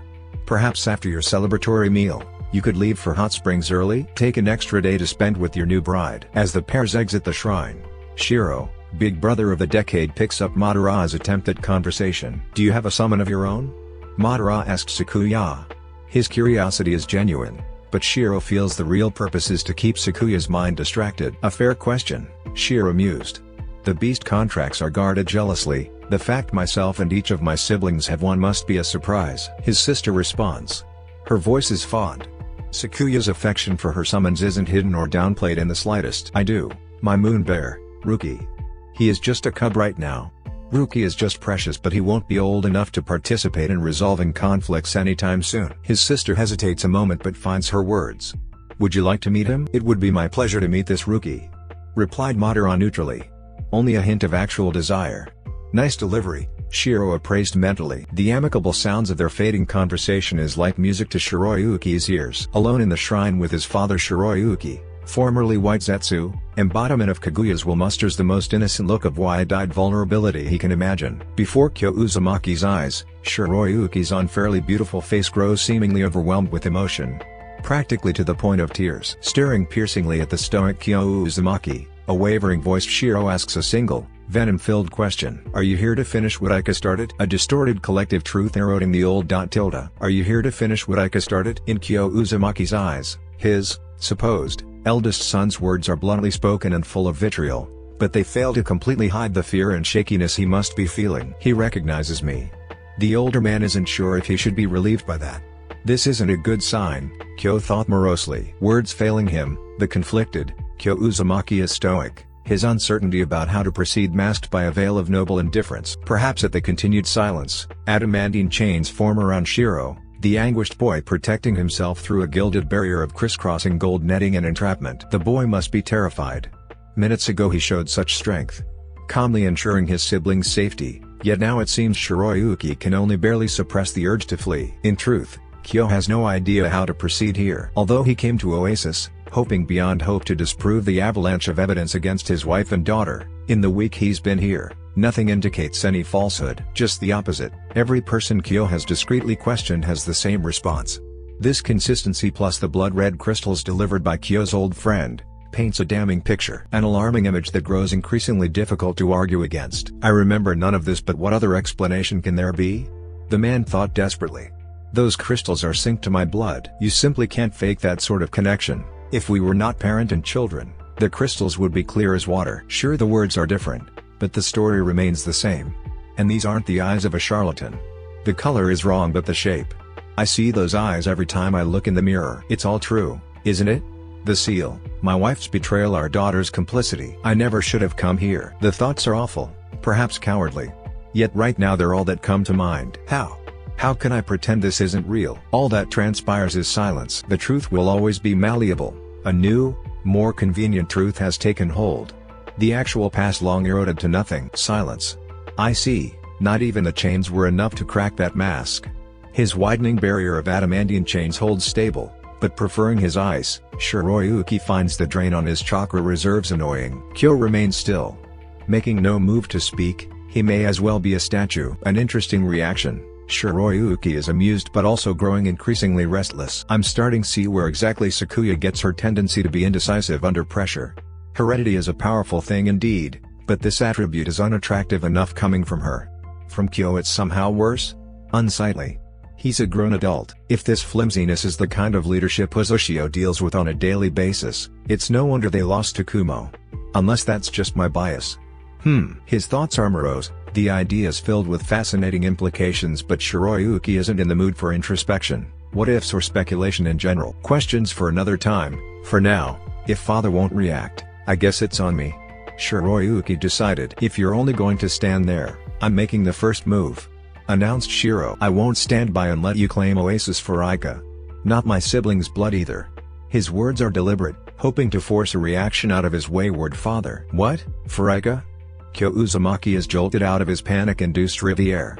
The ice elemental chakra froze the air about. Is that why he thinks I'm here? What am I thinking? Of course he does. We clearly parted on horrific terms and now here I am out of the blue, intruding upon the beautiful life he built with Reiji and Sakuya. From his traumatized viewpoint, it's getting easier saying their names. Could it be that I chose them? With this Sora I mean. The evidence suggests the half Uchiha and I were deeply attached. I saw my own writings, the embarrassing poems. I hate that I could be so sappy to anyone. It's undignified, but I was looking forward to their birth. Wanting information straight from the source, the emboldened Kyo asks quickly, wait. I just want to talk. The beautiful young man bearing his blood halts. Lowering his icy senbon needle, Shiroyuki's delicate lips frown. He had to have inherited that from Sora. I'm not ugly, but this delicate, smaller-framed beauty could only be Uchiha. Kyo concluded, already interpreting events to his decisive favor. Why, what could you possibly want? After all these years pretending, Shiroyuki seems to catch himself. Pretending we don't exist? Heated words that could only be the result of more than a decade of pent-up frustration spill from Shiro's lips. Finally certain, Kyo speaks firmly. I had no idea. I still don't, but I promise there is an explanation. What nonsense, interrupted Shiro. Kyo Uzumaki sees that the boy's agonized vitriol could not be more clear. You want answers? Mother died for you. She took her time getting us to safety, but even then she refused to accompany us. The words pierce Kyo's vulnerable heart like the icy needle still in young man's hand. Reiji and Sakuya don't know, but she believed to the end you would come to your senses. That you would come for us together. I can only assume it wasn't till the very end did she finally see there was no use. How dare you show your face? I truly can't remember. Kyo defended. Whatever my why, whatever Aika did to me, it must have erased that day. Everything. Kyo's desperation is at an all-time high. His desire to fix whatever is happening is written all over his face. All I know is it was some kind of seal. Aika was always gifted in Fuu and Jutsu, but I never knew it could be applied in such a monstrous way. From what the investigation uncovered, she used some kind of overlay. Genius work. By binding it to the preserved corpse of Sora, the concentration of power in her hybrid Uchiha/Senju veins, it allowed Aika to accomplish a truly reprehensible deed. All our people were violated. Due to Aika's seal, the entirety of Whirlpool believes her lies. And here we go. Shiroyuki thought victoriously. He perfectly restrained the sneer threatening to mar his marvelously cultivated face. Oh Aika, who knew your abrasive, volatile side would be such a wonderful gift to me and Reiji. Her pride and willingness to alienate friends, family and allies for her own interests is the greatest offering I could have ever wished for. Collapsing to his knees in apparent horror, Shiroyuki looks all the more distraught. His ice senbon needle vanishes into nothing. She did that to mother? No, no, no. I'm sorry for your loss, Shiroyuki. Wagamaru, my investigator found her beneath Aika's private library. Then all hope is truly lost, Shiro murmured. What? Why do you say that? Asked Kyo. Surely if we cremate her remains. It's been too long, Shiroyuki said in despair. I'm no expert in Fuu and Jutsu, but even I'm aware the longer one is kept active through blood, the less reversible it becomes. Even if you've done so immediately after finding her remains. By now it's too late. Our memories of before are lost. You'll never remember how much we loved our family. The resignation in his eldest son's voice cuts Kyo to the core all the more deeply. Silencing his end of the connection with Reiji, Shiro knows his performance thus far has been effective, but he has a final tactic in mind. It would be such a shame to waste it. Roughly 20 or 30 minutes after they left the shrine that hosted their wedding ceremony. Feeling as the dual-way connection to his elder brother Shiro snaps silent, Reiji frowns without thinking. But it was going so well, I wanted to see what happens next. I suppose he doesn't want to embarrass himself in front of me any longer. It's probably for the best, he already won.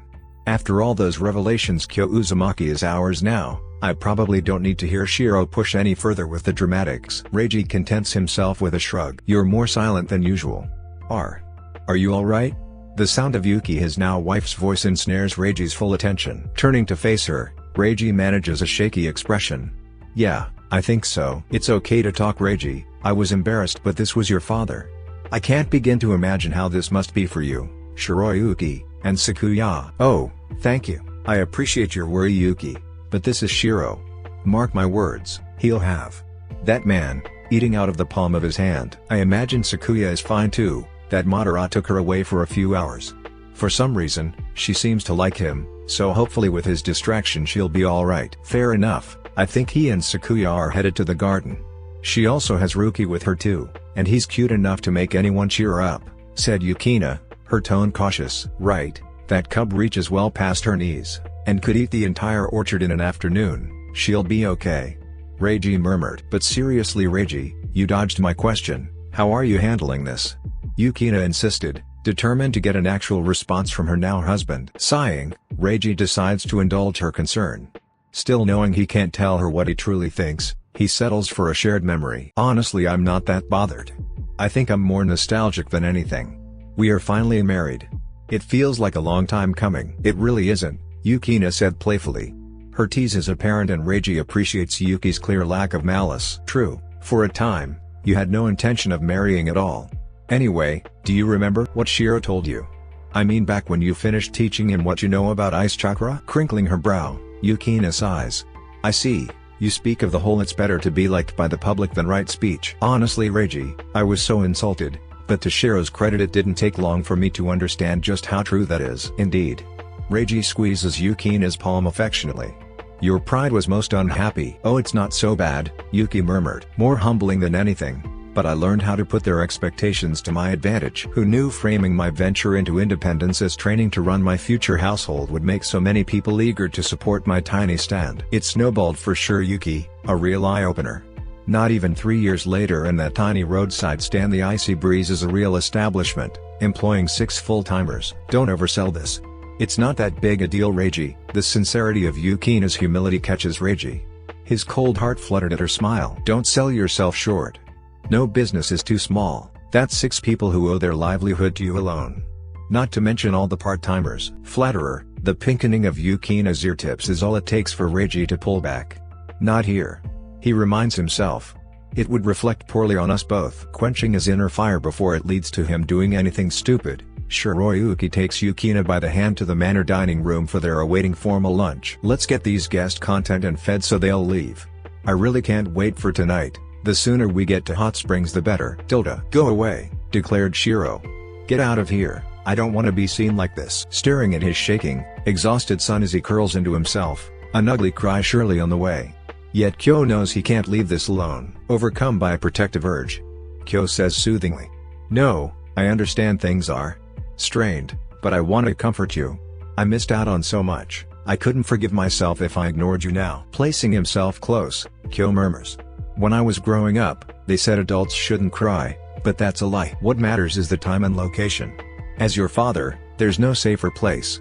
If what you need is catharsis, then I will provide it. Pulling Shiroyuki against his chest, he reiterates his words. Please, I beg you, don't be foolish. It's okay to cry in front of me. With me, you are safe, from now onwards. Interesting, this isn't going quite how I expected, mused Shiro. Ah well, I've come this far. Wrapping his arms around Kyo's waist with more force than necessary, Shiro ponders his memories.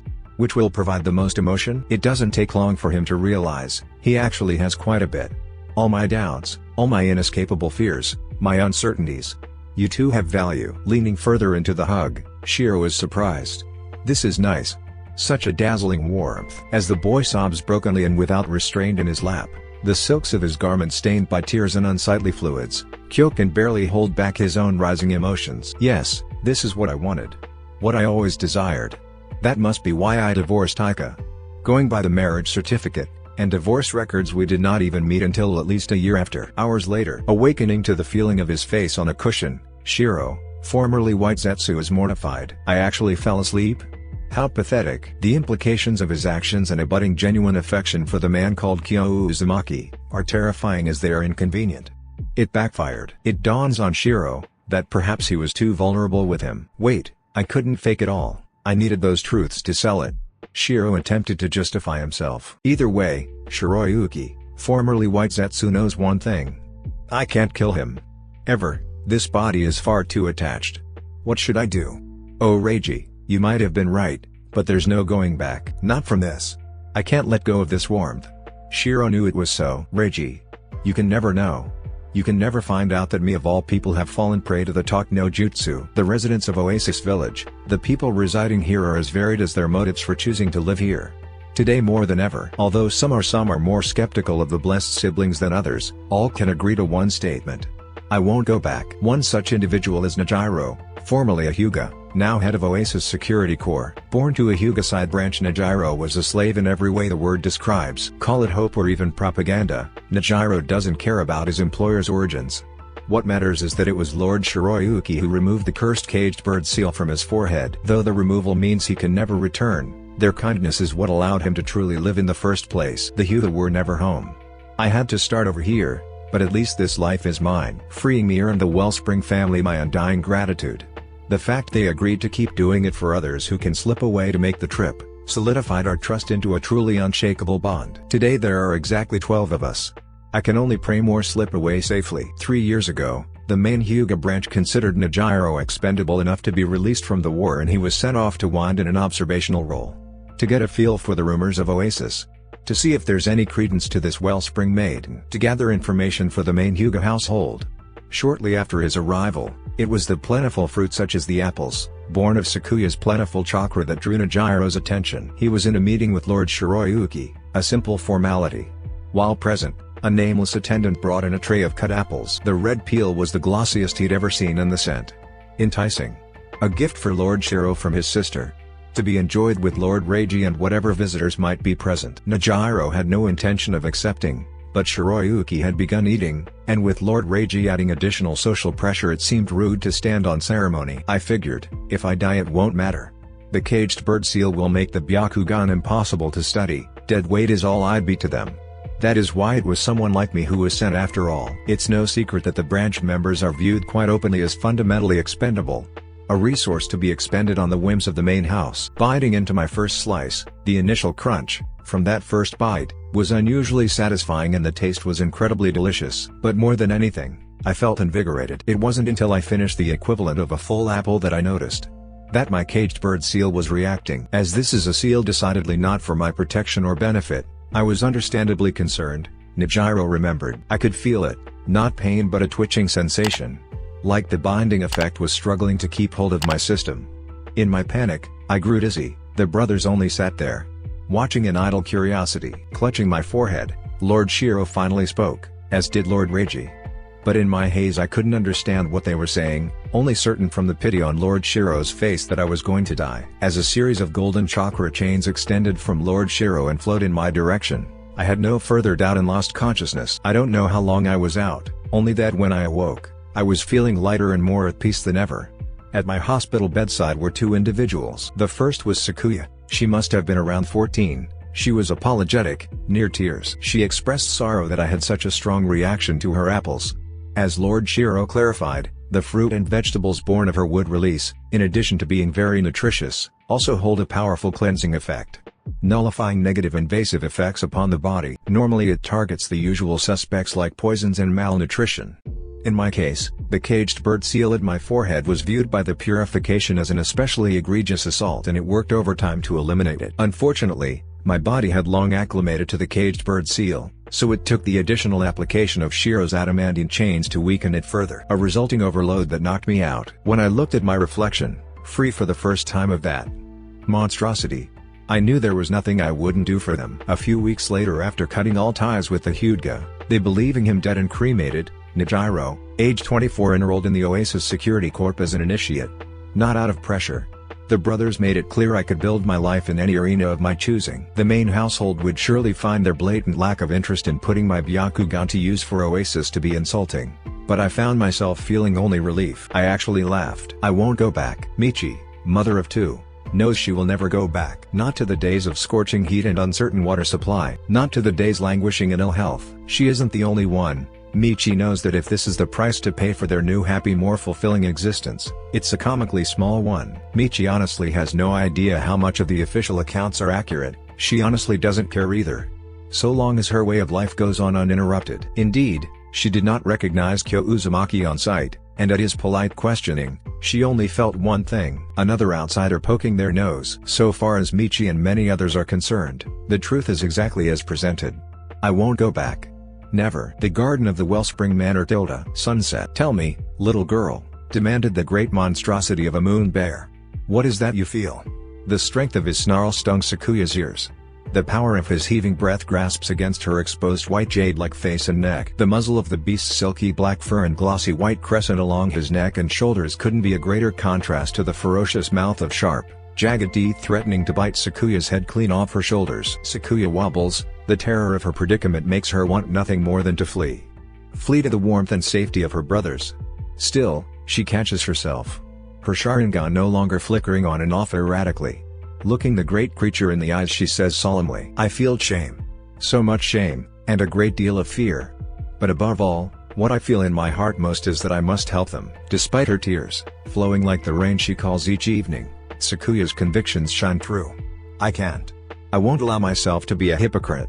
Never again. I'm begging you, Great Moon Bear, please help Madara save his brother. She bows down completely, the deepest display of humility and reverence that Madara has ever witnessed. He looks on at Sakuya prostrating herself, casting aside all her regal dignity. She's doing all this for me? Madara realizes in shock. It means this much to her? Please help my friend rescue Izuna in time. Hours earlier, in the same garden.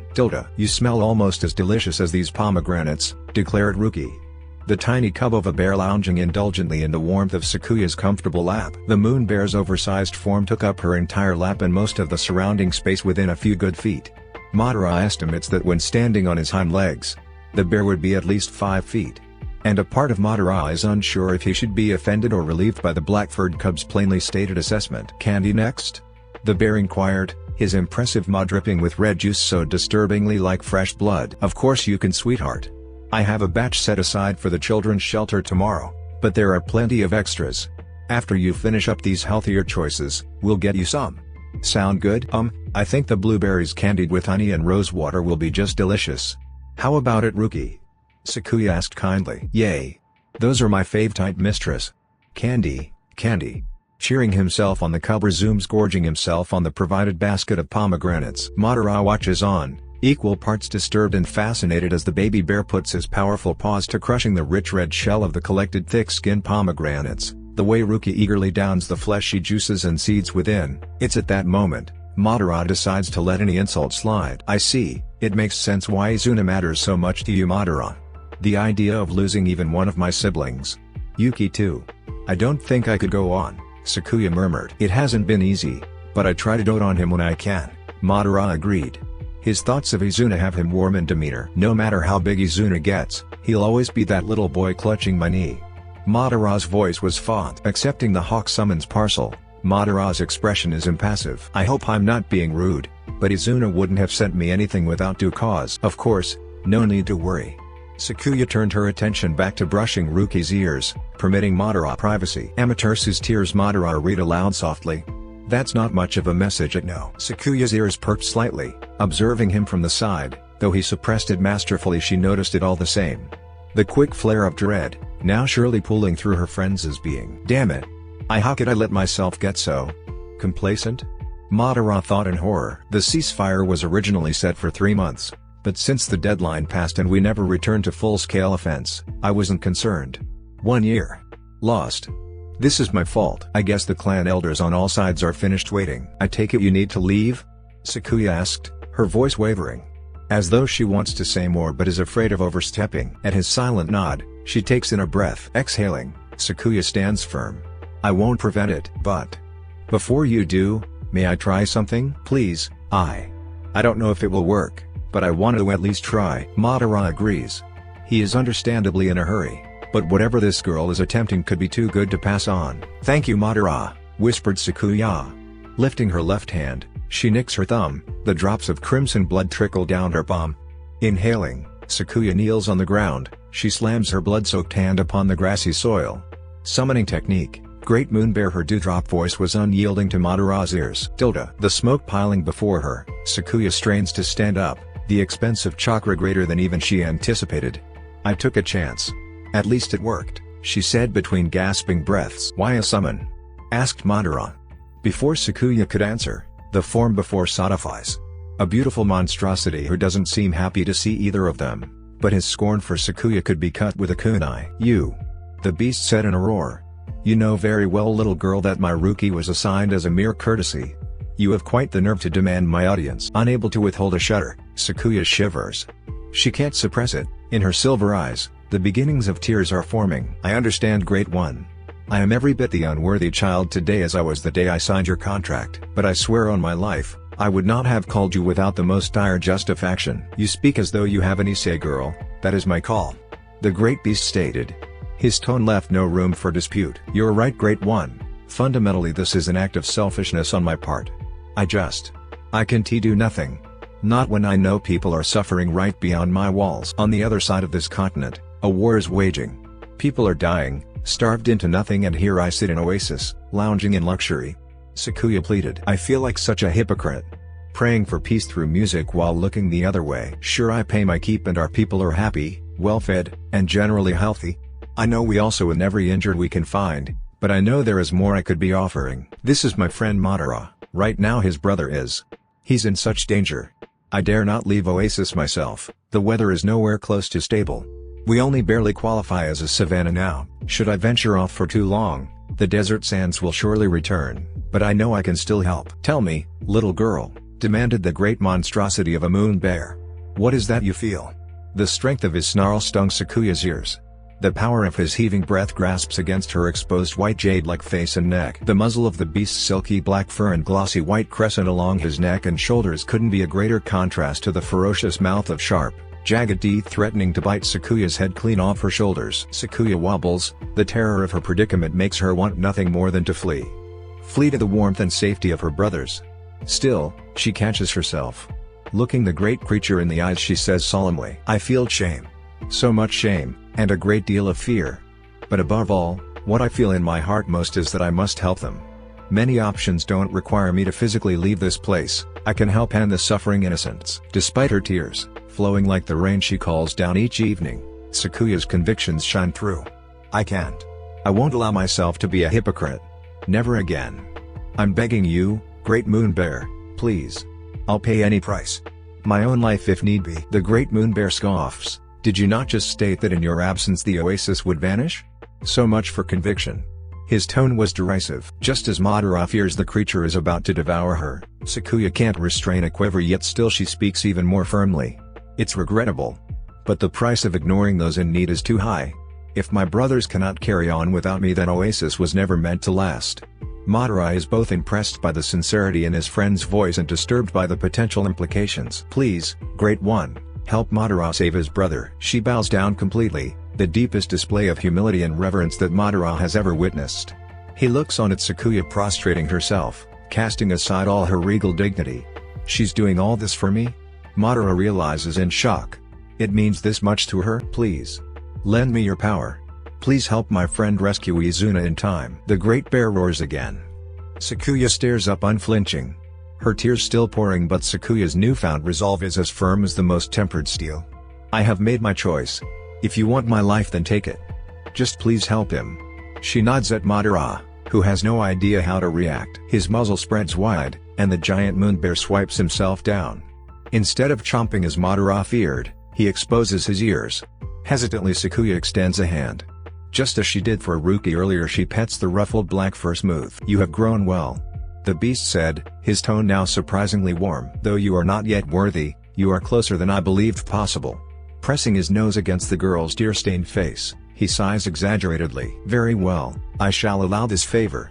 You may call me Daiki, Lord of the Moon Bears." "Thank you. Thank you so very much." Sakuya's relief is palpable. Turning to Madara, her tears are drying and she clears her throat. Madara Uchiha. Allow me to present Daiki, Great Lord of Moon Bear Clan. Her tone is still formal, and Sakuya elaborates further. He has graciously agreed to see you home. A journey that would take anyone days, even at full speed and no breaks. His Grace will have you home in but a few hours. I am most grateful for his help. Madara managed. At the gate outside, Daiki grows even bigger. His appearance thoroughly dwarfs even the grandest stone construction Oasis has to offer. Daiki is an impossible sight to miss. Let's get this over with, human, Daiki said flatly. Oh wait just a moment, Sakuya said quickly. There's something more. Please forgive me, I'll be but a moment. As Sakuya darts off, presumably back to the manor, Madara's eyes. Every minute counts, but I suppose with my transportation, I can spare a few. The minutes come and go. After roughly 15, Madara is anxious. Izuna needs me, perhaps we should just go now? He asked the Great Bear carefully. Why bother, your maiden is already on her way back. You put a suspicious amount of unneeded emphasis. Madara was interrupted by a familiar voice, sweet and soft. Apologies for my delay. I couldn't find a basket, not one big enough with a secure lid. I settled for these silk wrappings and tie. It will keep the apples and softer fruit safe for your rough journey. Anyway, these are for you and Izuna, but I ask you please don't hesitate to share them with your injured clansmen. Oh? That's kind of you, Sakuya. Though his hurry is sincere and Madara appreciates the thought, he senses a second layer to Sakuya's words. Did you mean anything specific? Sakuya looks down for but a moment, halting her fret. She looks him in the eye. It's irrelevant. At least for now. Please just feed what you can to the injured. For anyone who can open their mouth without aid, the juice from the grapes and strawberries will be enough. Now go. And please plant the seeds somewhere safe. Tilda. Observing the tender sight at the gate, Shiro is thoroughly entertained. Well. Would you look at that? He thought in amusement. Ever so pleased he and Kyo managed to witness even part of the dramatic confrontation. He could do without the lingering presence of Wagamaru Uzumaki, but well. You win some you lose some. Father is in complete awe of Sakuya, and our favorite potential psycho must have proven himself capable of winning over allies and inspiring devotion. Even without being broken down by nightmarish drama and psychological agony. Good for him. Good for everyone, but especially me and Reiji. And I suppose now father. Oh, but speaking of that foolish little brother, he thought with affection, Reiji will be utterly thrilled. His desired collaboration with Madara is back on the table. As for the other detail. Worry not, mother, I am not like your treacherous too. Neither is Reiji. Unlike those despicable, short-sighted traitors, I will not allow this inescapable need? Desire? Whatever, I won't permit this feeling to see father proud interfere. It won't affect anything. Once Shiroyuki of Oasis, now Shiro Uzumaki's spiraling thoughts went unnoticed. Both by Kyo Uzumaki and the delighted Lord Wagamaru. She is a daughter to be proud of. Kyo. You as well, young master.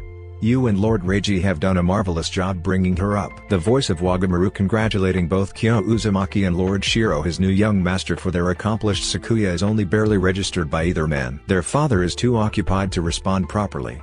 Distracted by his thoughts of honor and gratification in both heart and mind. Though Wagamaru Uzumaki is just happy with this first-hand account, Kyo is emboldened all the more. His satisfaction of knowing for sure, I can do this. I can be their father. It won't be easy, but we can be happy together. Kyo thought eagerly.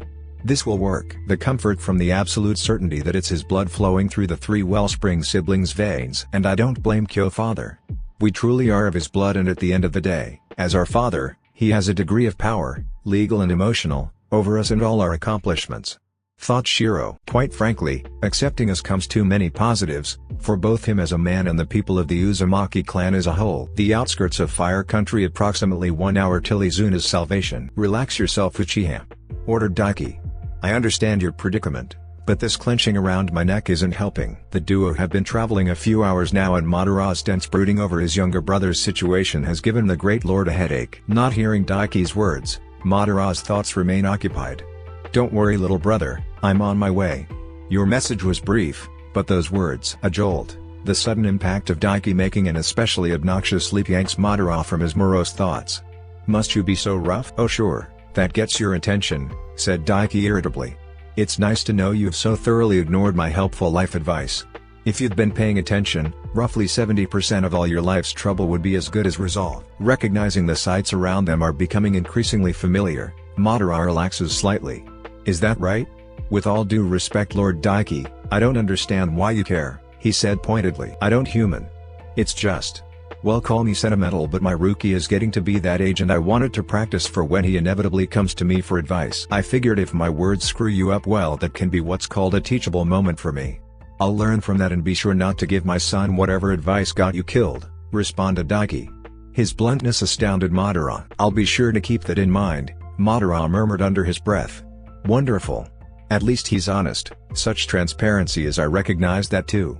Hang on, Izuna, the parting river is near, it won't be long now. Oasis, the Grand Manor. Shiro Uzumaki, formerly White Zetsu, is feeling irritated. On the one hand, you could argue things are going better for him and his siblings than he dreamed possible. Still, it's always the little things that make him wonder if this was a mistake. Too late now, I got us this far, all I can do is pray the irritant makes himself scarce, thought Shiro. Behind his gentle, accommodating grin, the annoyance he feels for this Wagamaru can't be overstated. Mother above, we get it already, father practically raised him. A stand-in for the extra children Kyo always wanted. I swear this envy I feel for him is going to destroy everything Reiji and I have built. Not to mention Sakuya's contributions. Though his animosity for the audacious Wagamaru is getting ever harder to conceal, Shiro is proud of himself. Good job, me. Here I've had so many opportunities to kill him and fought past each impulse. No would have even known. Assessing the conversation before him, Shiro realizes his sister is telling their guests about Lady Ryoko. Ah yes, the woman who introduced us to Lord Ryzen, our adopted father. What a useful man he proved to be. I regret dismissing Ryoko, but how were Reiji and I to know the matron had such valuable connections? She didn't look particularly princessy. Still, shame on me for not doing my due diligence. I always adored her, said Sakuya fondly. Even before she brought us before Papa Rising. Apologies, father. I understand it wasn't your fault, but in your absence, Lord Ryzen. He was a wonderful paternal figure. I don't hold it against you. Any of you. He kept you all safe and I'm forever grateful to him. I'm sure when Reiji gets back from his honeymoon he'll have words for me, but I'll take it head on, assured Kyo. Thank you, Sakuya said carefully. He was a good man, the best sort of noble. I only wish my fruit could have done more for him. Like Lady Ryoko. These days the matron is unrecognizable. So revitalized she could pass for her own daughter. That's not your fault, Songbird, interjected Shiro. Committed to his role as a supportive big brother, Shiro elaborates. The man was over 90 years old when he died. If anything, the fruiter chakra birthed bought him a good half-decade longer than he would have otherwise. Remember when Ryzen signed the papers adopting me as his heir and Reiji as spare, he thought he had a few months left at best. I remember, brother. We were a means to an end. A trump card to keep his wealth from being absorbed by the reigning daimyo. Sakuya replied solemnly. I know that. Yet despite everything, he never ceased to make us feel loved. Wanted. That's fair, Songbird. Reiji and I agreed out of pragmatism, but we respect his memory. Our work with Shinobi wasn't going as well as we hoped. Sure, Reiji and I were doing perfectly fine, but our allies' numbers were shrinking too quickly for comfort. To say Father Rising's protection was miraculous would be a gross understatement. Right, Security Corps. Papa's titles allowed us to legitimize your ideal system. It was a wonderful achievement. Oasis has never been safer, but personally I'd rather credit him with the lake. Sakuya acknowledged. It feels less transactional. Papa's encouragement. Lady Ryoko's opera lessons. I wanted him to see it with his own two eyes. The nostalgia in Sakuya's dewdrop voice catches Wagamaru's interest, but it's the name Ryoko that truly piques his attention. This Ryoko, I assume you're referring to the matron of the children's shelter. From what you and your brother have said, she has ties to Wang nobility. Any relation to the songstress who originated the role of the Firebird? The very same. Have you seen her live? Asked Sakuya. Her excitement is palpable. She retired from performing a few years before my brothers and I arrived here, but Lady Ryoko was always willing to sing for us. She was practically a mentor to me. Then she was related to Lord Ryzen? Confirmed Wagamaru. Oh yes, half-siblings. Lady Ryoko was always several decades younger than Papa Ryzen. Like him, she came here to avoid the usual infighting between legitimate royal children and those born to concubines. I'm sure you can imagine, it gets ugly. Sakuya shuddered. Ah yes, I suppose that brings us to the other reason Reiji and I accepted, Shiro said bluntly. Reiji and I weren't about to risk that being Sakuya's fate. Now that we are too closely related, Sakuya is no longer a viable candidate. Apologies, but I'll never be sorry. Not even if that decision interferes with any political aspirations you may have for Wind, Shiro said cautiously. Not at all. I absolutely get it, Shiro. Believe me, you did the right thing. It's looked down upon in Nozoshio too. Only the weakest-willed invite such drama into their household. It's counterproductive to any harmonious environment, especially for the nobility who are intended to represent the best of humanity. Never apologize for protecting your sister from a vicious environment where competition is impossible to avoid. The short-term benefits aren't worth it. Not knowing that inevitably she'd be yanked into a petty, but surely lethal squabble over a hedonist incapable of loving any of them, Kyo said approvingly. I truly am proud of you, for thinking long-term. That is exactly how Reiji and I saw it. Thank you for understanding, Shiro said shyly. His father's sincere praise genuinely made him feel warm. Well, you saw things correctly. It's an easy trap to fall into, but thank goodness you didn't trip it.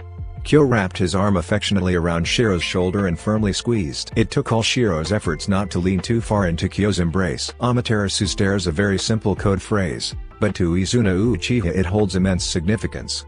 Chosen in childhood by his elder brother Madara, these are words reserved for the most urgent of emergencies. We are being attacked on all ends. I suppose this counts as sufficiently dire, right brother? Mused Izuna.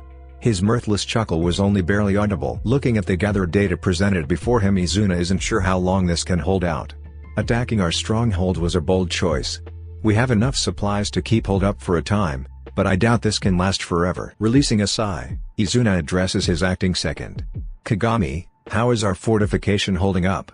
I see no immediate weak points in our defensive positioning, but the Senju wouldn't be attacking up front like this if they didn't believe they have a real lead. The man, a fellow Uchiha, called Kagami as prompt. Well enough, Lord Izuna. My people just intercepted a Nara before his shadow possession could be used on our guard, but it was a close one. I expect more sneak attacks, but don't underestimate the Aburame clan's bugs either. Our fire can only do so much to deter them. Right, the nasty cretins, murmured Izuna under his breath. He remembers firsthand how it feels to have one's chakra devoured by the disgusting bug stained by the Aburame household. Izuna shudders in disgust. Even after all this time, the unpleasant memory hasn't lost any of its sting. We'll have to make it work. I already contacted Madara, and he's surely on his way. If we can hold out even a week, that will give him time. I promise Kagami, whatever the Senju think they're plotting, things will be alright. Sliding Kagami a folded paper, Izuna watches like a hawk as his second reads it and burns the written contents away in short order. Now then Kagami, you have your orders, and keep partnered. No one goes anywhere alone. I am no exception. Simply give me a few more hours to finish these missives you see here, and then I'll join you shortly at the front. Keep focused. Understood? Be well, sir. In a flash of smoke, the shinobi Kagami vanishes before Izuna's eyes. Restraining a sigh of frustration at the situation, Izuna primly folds his arms. Hurry back, brother, I really don't like this. I don't like it at all. He picks up the slim calligraphy brush and begins the stack. Approximately 2 hours later. Yet another Nara. How are they slipping so closely within our walls? Asked Izuna. More to himself through his second-in-command Kagami would surely like an answer too. The dead man before them had very nearly secured Kagami's shadow to his bidding. A neatly avoided crisis that would otherwise have been a disaster in the making. I wish I knew, sir. Could it be they have an opening inside we aren't privy to? Kagami asked cautiously. Let's hope not, said Izuna. Cremating the Nara man with a huff of fire chakra, Izuna's fear and apprehension are at an all-time high. Father said our home is supposed to be safe. If they have a way in without our knowledge. He couldn't bring himself to finish the thought. Always better to err on the side of caution. Decided Izuna. Give the order, there's no room for chances. I want our pairs to double watch, in addition to their current duties, and keep a close eye for potential cracks or tunnels. If they exist, then finding them is our priority. I pray we're wrong, but leave no stone unturned. This is how they've been getting in? Said Kagami. His voice was exasperated but not quite shrill. So it seems, responded Izuna despondently. The narrow hole before them was clearly dug by dogs, presumably the Inuzuka mongrels. Specially bred mutts famously partnered with an Inuzuka shinobi. It explains both the how and why only a few have made it inside. Any bigger an opening and we'd have noticed. Deduced Izuna. His tone is bored, but inside he is doing his best not to freak out. We can seal this up now, but who knows if anyone else made it inside. We tread carefully. If anyone else is inside, they can't know of our discovery, Izuna said carefully. The delicacy of the situation wasn't lost on Kagami. Agreed, sir. In the meantime. Glaring down at the hole, Kagami's fingers slide through the seals for an earth release. Collapsing burial. In an instant, the opening in the ground is consumed by rocky dirt and debris. Let's hope no one was inside, he said icily. Good work, Kagami. But we should check for any more. Something tells me we aren't so fortunate that this was their only effort. This unexpected violation by the Senju upon their ancestral land has Izuna more concerned than ever. Brother. What am I going to do? Mere moments before the Uchiha's salvation. As his companion gasps for breath, Izuna desperately keeps pressure applied to Kagami's wound. It's alright my friend, you're going to be just fine, he said. Izuna's voice is far more calm and collected than he truly feels. It was over in but a moment. The sneak attack by another Nara infiltrator had Kagami Uchiha gutting his own chest. Though Izuna killed the man before his control over Kagami's shadow was fully asserted, this is no mere scratch. I'm sorry friend, I'm so sorry. Kagami panted. The pain in his voice has Izuna near tears himself. No, this is my fault, just keep calm. You're going to be alright, he assured Kagami. It's very kind of you to lie sir, said the injured man. The older man's pale face looked ever more deathly. You've always been so truly kind. Too gentle-hearted for this life. Please don't talk like that. Izuna pleaded.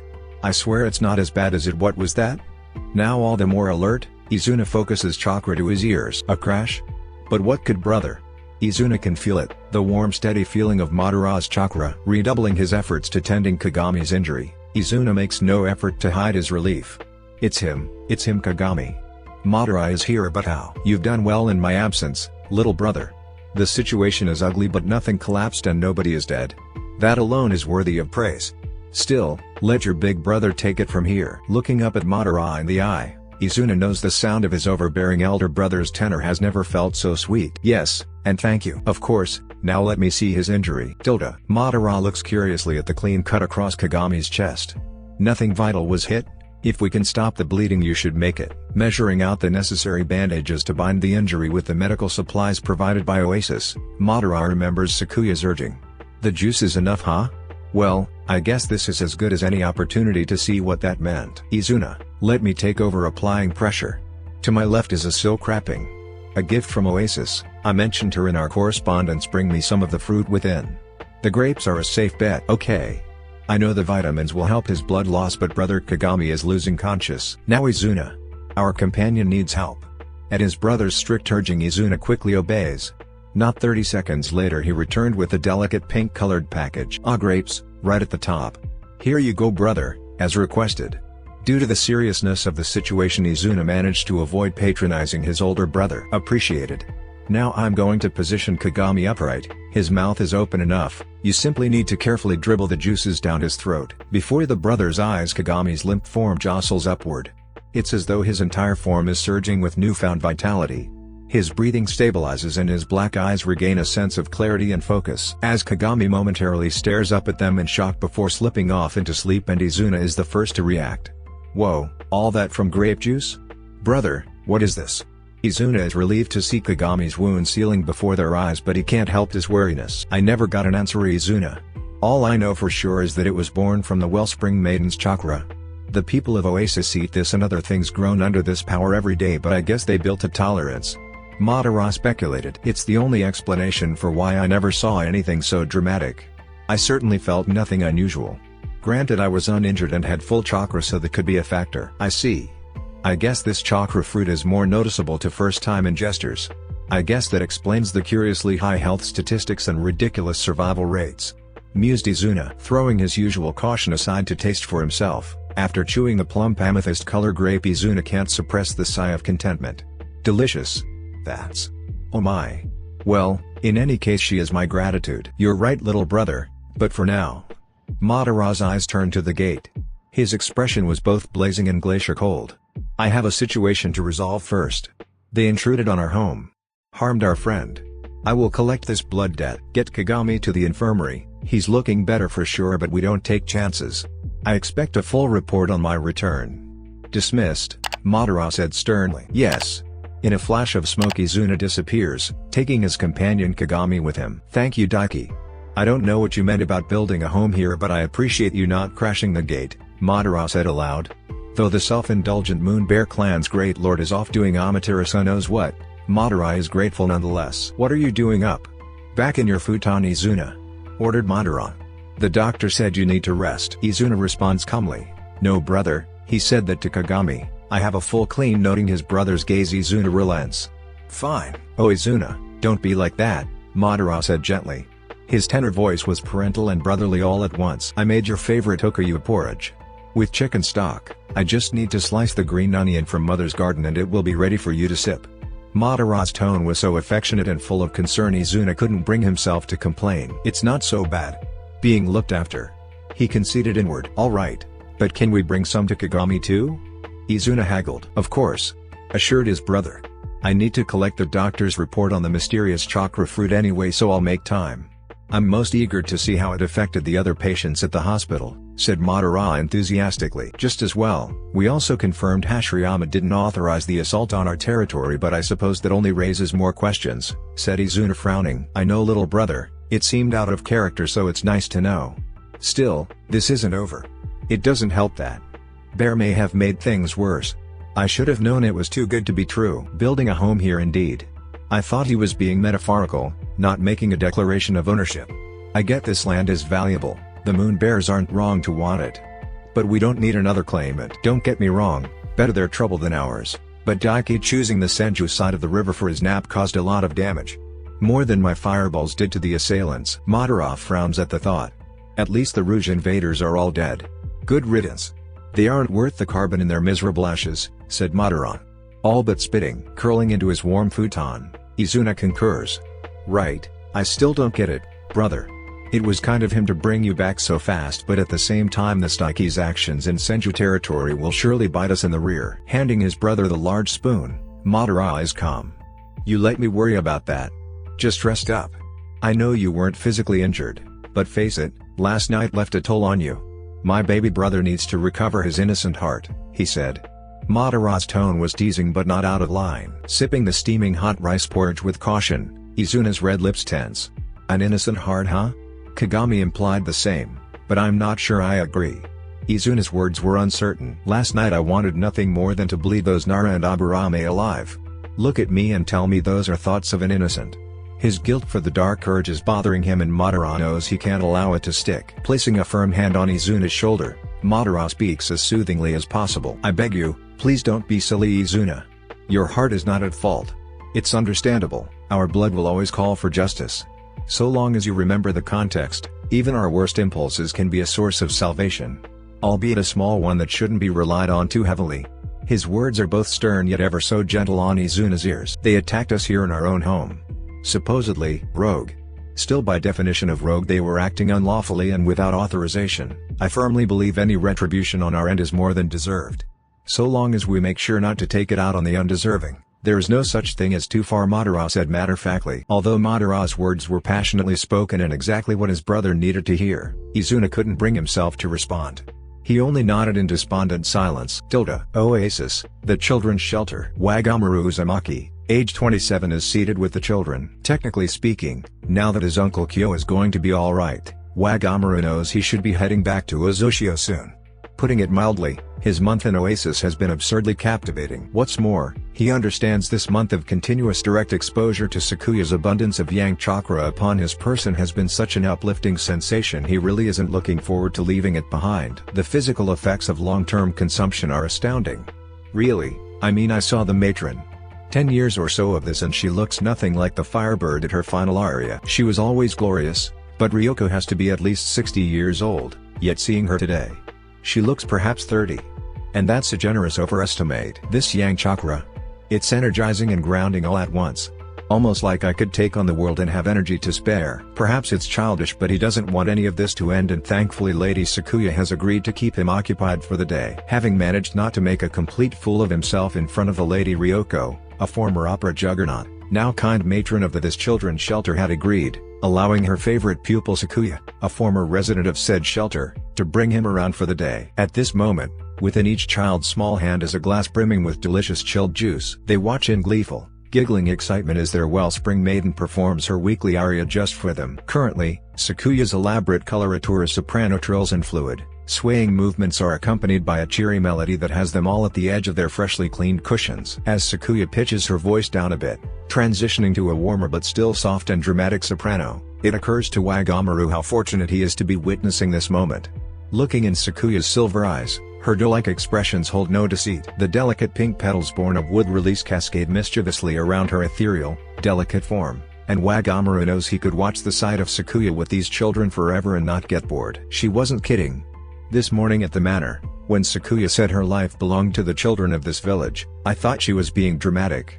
Or at least performative. No one could be so selfless, just another wealthy brat putting on airs of generosity. Surely it was said to make a good impression on Lord Kyo. That's what I thought, but here, I see it in her soul clear as day. She truly wants to be for them what this Lord Rising was to her, Shiro and Reiji. Their adoptive father must have been an impressive soul indeed. I watched as she scrubbed her hands raw helping them clean this place, cellar to surface without complaint, clearly exhausted yet still having enough patience to go all out like this. It's impressive. My job is exhausting enough, I can't imagine doing all this too. I'll softly trace the shape of your heart, now I've learned, I'll never part. Forever you hold my heart. Uncle Kyo should be here. Shiro too, but he had business. Until Reiji returns I assume he'll be extra busy. I still wonder what he meant by Village of Clouds. The letter his sandcat delivered this morning said something about their budding forces not representing a sufficient threat to Oasis because they quote, can't even kidnap little girls without embarrassing failure. A weird metric to judge a probable enemy faction by, but what do I know? Thought Wagamaru. Thus far his confusion and curiosity have been unindulged by Lord Shiro. He said it was enough I be allowed to read it. Perhaps it's a code? I can understand it's not my business but come on. What is especially certain here is that Lord Reiji's message means something important and oh wow that's really pretty. His attention returning to the little stage, Sakuya's song reaches its final verses. In the silence of the night, I wished, hands held out, to the moon I prayed. A mysterious dream, bathed in moonlight's gentlest cascade, a sweet, sincere emotion was carved upon my soul. My hands held out, to the moon I prayed. The fates smiled down, awakening to the silence of night. My deepest wish bestowed. Dreams eternally entwined, forever blessed. Here is my heart, that final note. 17 seconds sustained plus an incredible octave jump. I'd be tempted to say she's showing off those developed lungs, but Sakuya made it look so very easy.